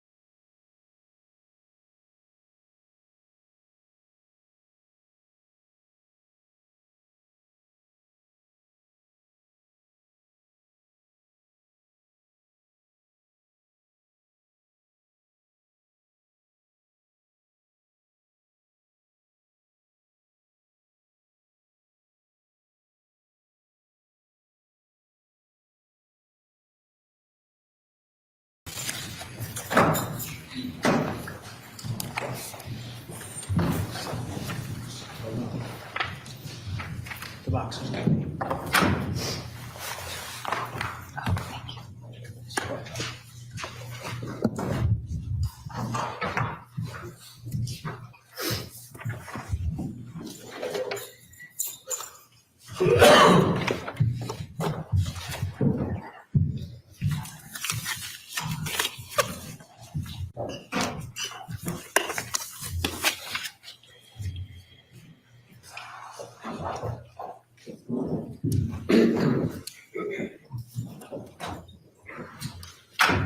Okay, will counsel stipulate, please? Yes, Judge. Thank you.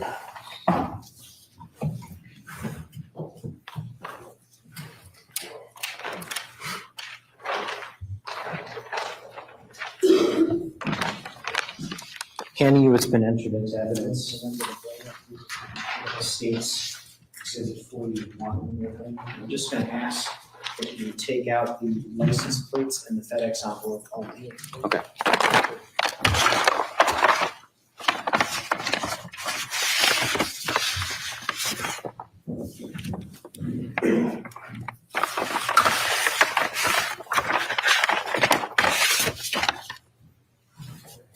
So we're going to just begin with the license plate, which is on top there. The license plate itself, first of all, can you display it for the jury? Now, the license plate that we're seeing, which has been introduced to evidence of State's Exhibit 41, has the adhesive that you saw on May 31st been removed? Yes, it has. And that was obviously done subsequent to your seizure, is that correct? Yes. All right. And can you just display the next plate also?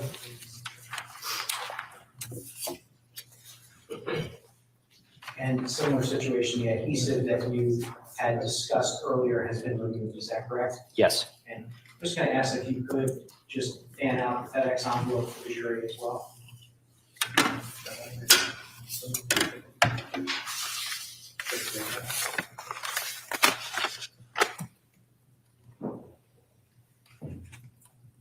Thank you, sir. Can you just please go back and put the envelope, please?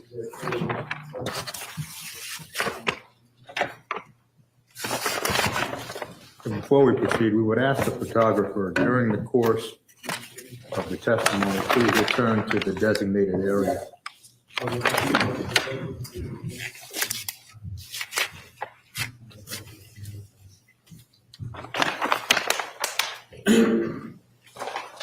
Returning States 41 to the clerk.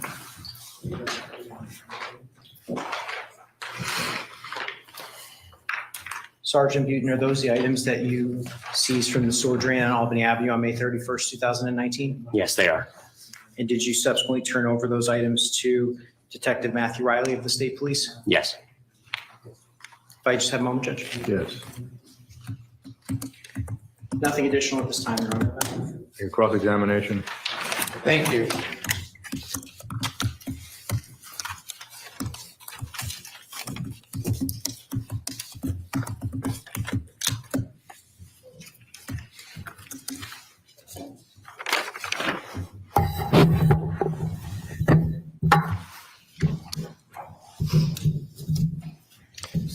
These license plates, Exhibit 41, you indicated that it came back to a vehicle that had been owned by Fotis Doulos, correct? Yes, sir.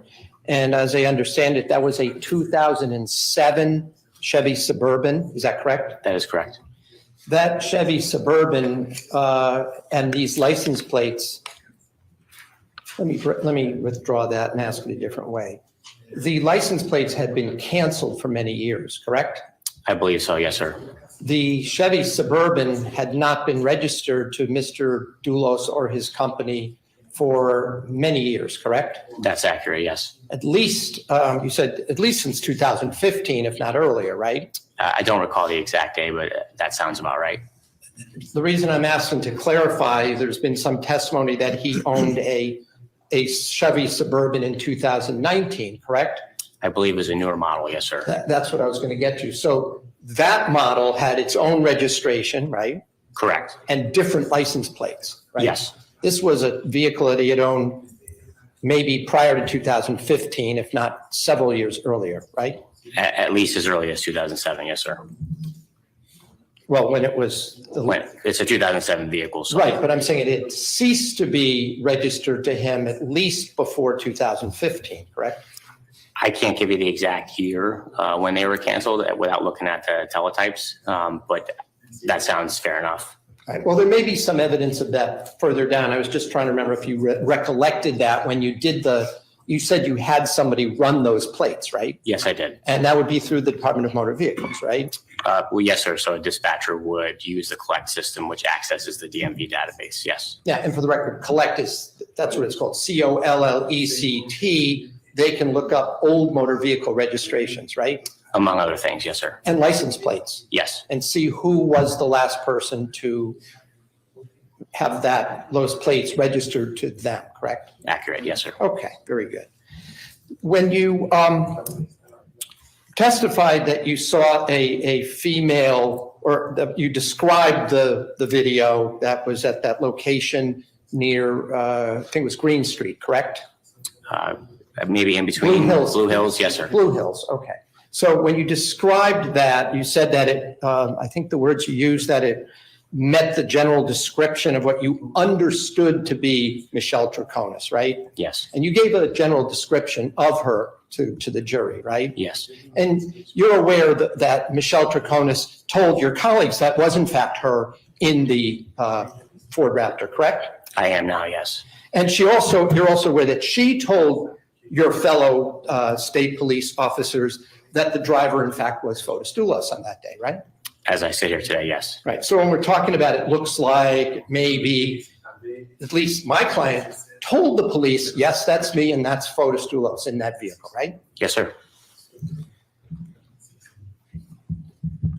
And although we've watched a number of different angles, you sat at C4 headquarters in Hartford and watched the various cameras, right? Yes, sir. But so that we're clear, despite the fact that there are multiple camera angles, in fact, the number of times that Fotis Doulos got out of his truck to throw something away totaled 3 that you can observe, correct? I'd have to look at my report, sir, to see. There's the intelligence analyst produced like a timeline of all the occurrences, but I can't recall how many that is right now. Does that seem right to you? I don't want to commit to a number without looking at the report. I'm not really sure how many exactly. But even if we're looking at 6, 7, or 8 different angles, there aren't 7 or 8 different stops that we're looking at. In other words, each of those cameras isn't a different stop, is it? Each of the angles that view. Each of the cameras that we've watched is not a different stop with something being thrown away. You understand the question? I'm not sure I understand what you're getting at. Sorry. I'll ask it a different way. The number of times that Mr. Doulos got out and threw something away from his truck is not equal to the number of cameras that we have here in this courtroom observed. Is that a fair statement? That would be accurate, yes. Okay.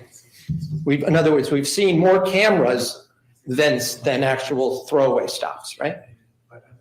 Well, we've seen only a few here today. I don't know what else you've seen prior to me coming on the stand, but Well, I'm saying- what we've seen under my testimony, yes. Fair enough.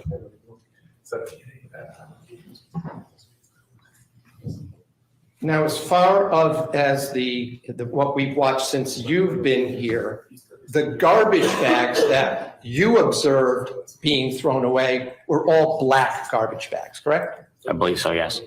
You also described a rolled up item, and we had some debate about what it is, but you saw it was a rolled up black thing, right?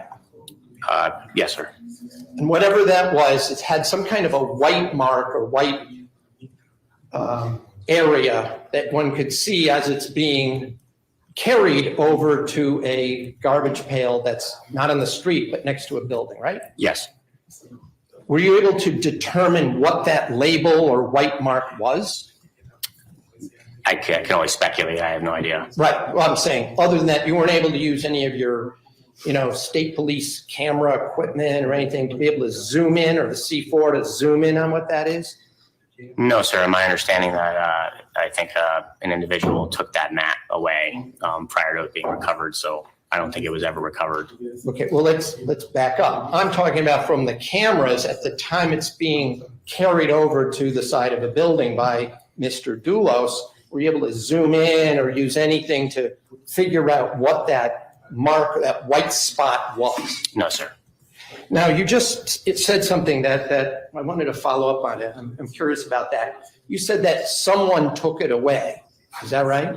That's my understanding, yes. Did you see in any of the C4 cameras that you were watching, anyone pick up that item and cart it away? No, sir. That was information that was relayed to me by other individuals. Well, I'm asking about you. Me personally, no. I didn't see that. And through all the time you spent, how many hours did you spend at the Capitol Command Center there looking at? I don't remember specifically. It wasn't terribly long. They had reviewed the footage in detail, and what they went over with me were the stops that he made. And we kind of honed in on the last one because we knew the storm drain had not been checked. And so that was kind of my focus, if you will, was that particular stop. Okay, fair enough.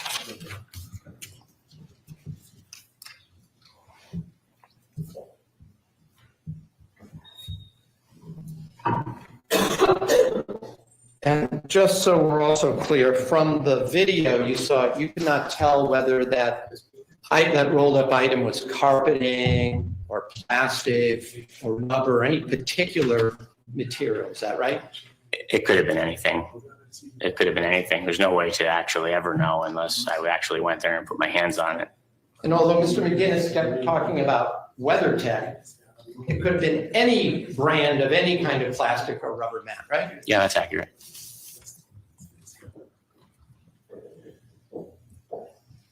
Did anyone ever recover that mat?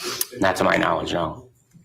The C4 camera continued to look in that same location, right? It was fixed at that same spot where the camera observed the Raptor pull up and something get taken out of the back and put there, right? The camera did capture that, yes. And did the camera continue to run for the next several days? My understanding is those cameras run 24/7. The time when did you, just so I'm clear about the date, when did you go to the location on Albany Avenue with the MDC sewer pump truck? The date? The date. Friday, May the 31st. Okay, that was the day. And did you go yourself and look through any of the C4 cameras, even fast forward, to see where and when that rolled up item went? No, sir, I was not assigned to do that. I take it when you were there at that location, you didn't see it there, right? No, sir, I did not.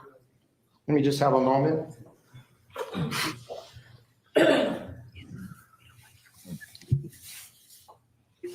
I have no further questions. Thank you.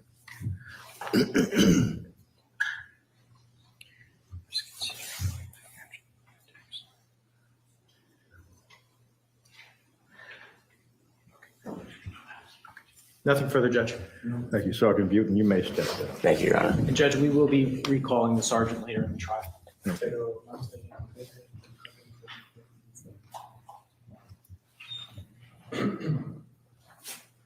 And are there any other state witnesses to be called today? Not today, Your Honor.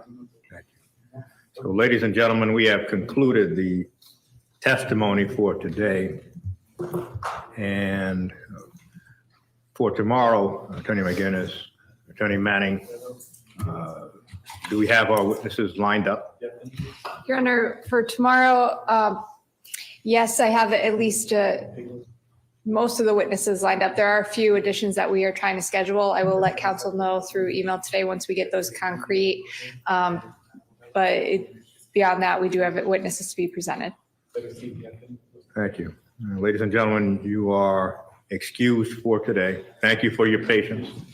We will resume tomorrow at 10 o'clock, and please do not discuss the case or avoid any media about the case. Thank you.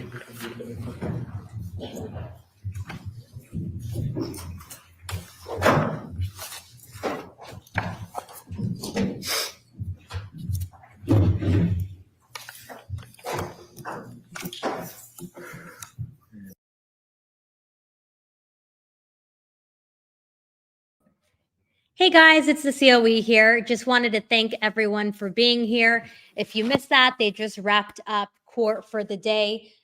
Up here on the screen, you can see the QR code in case you haven't heard already. Joel has a book. It is called Surviving the Survivor. Just wanted to share this with you guys.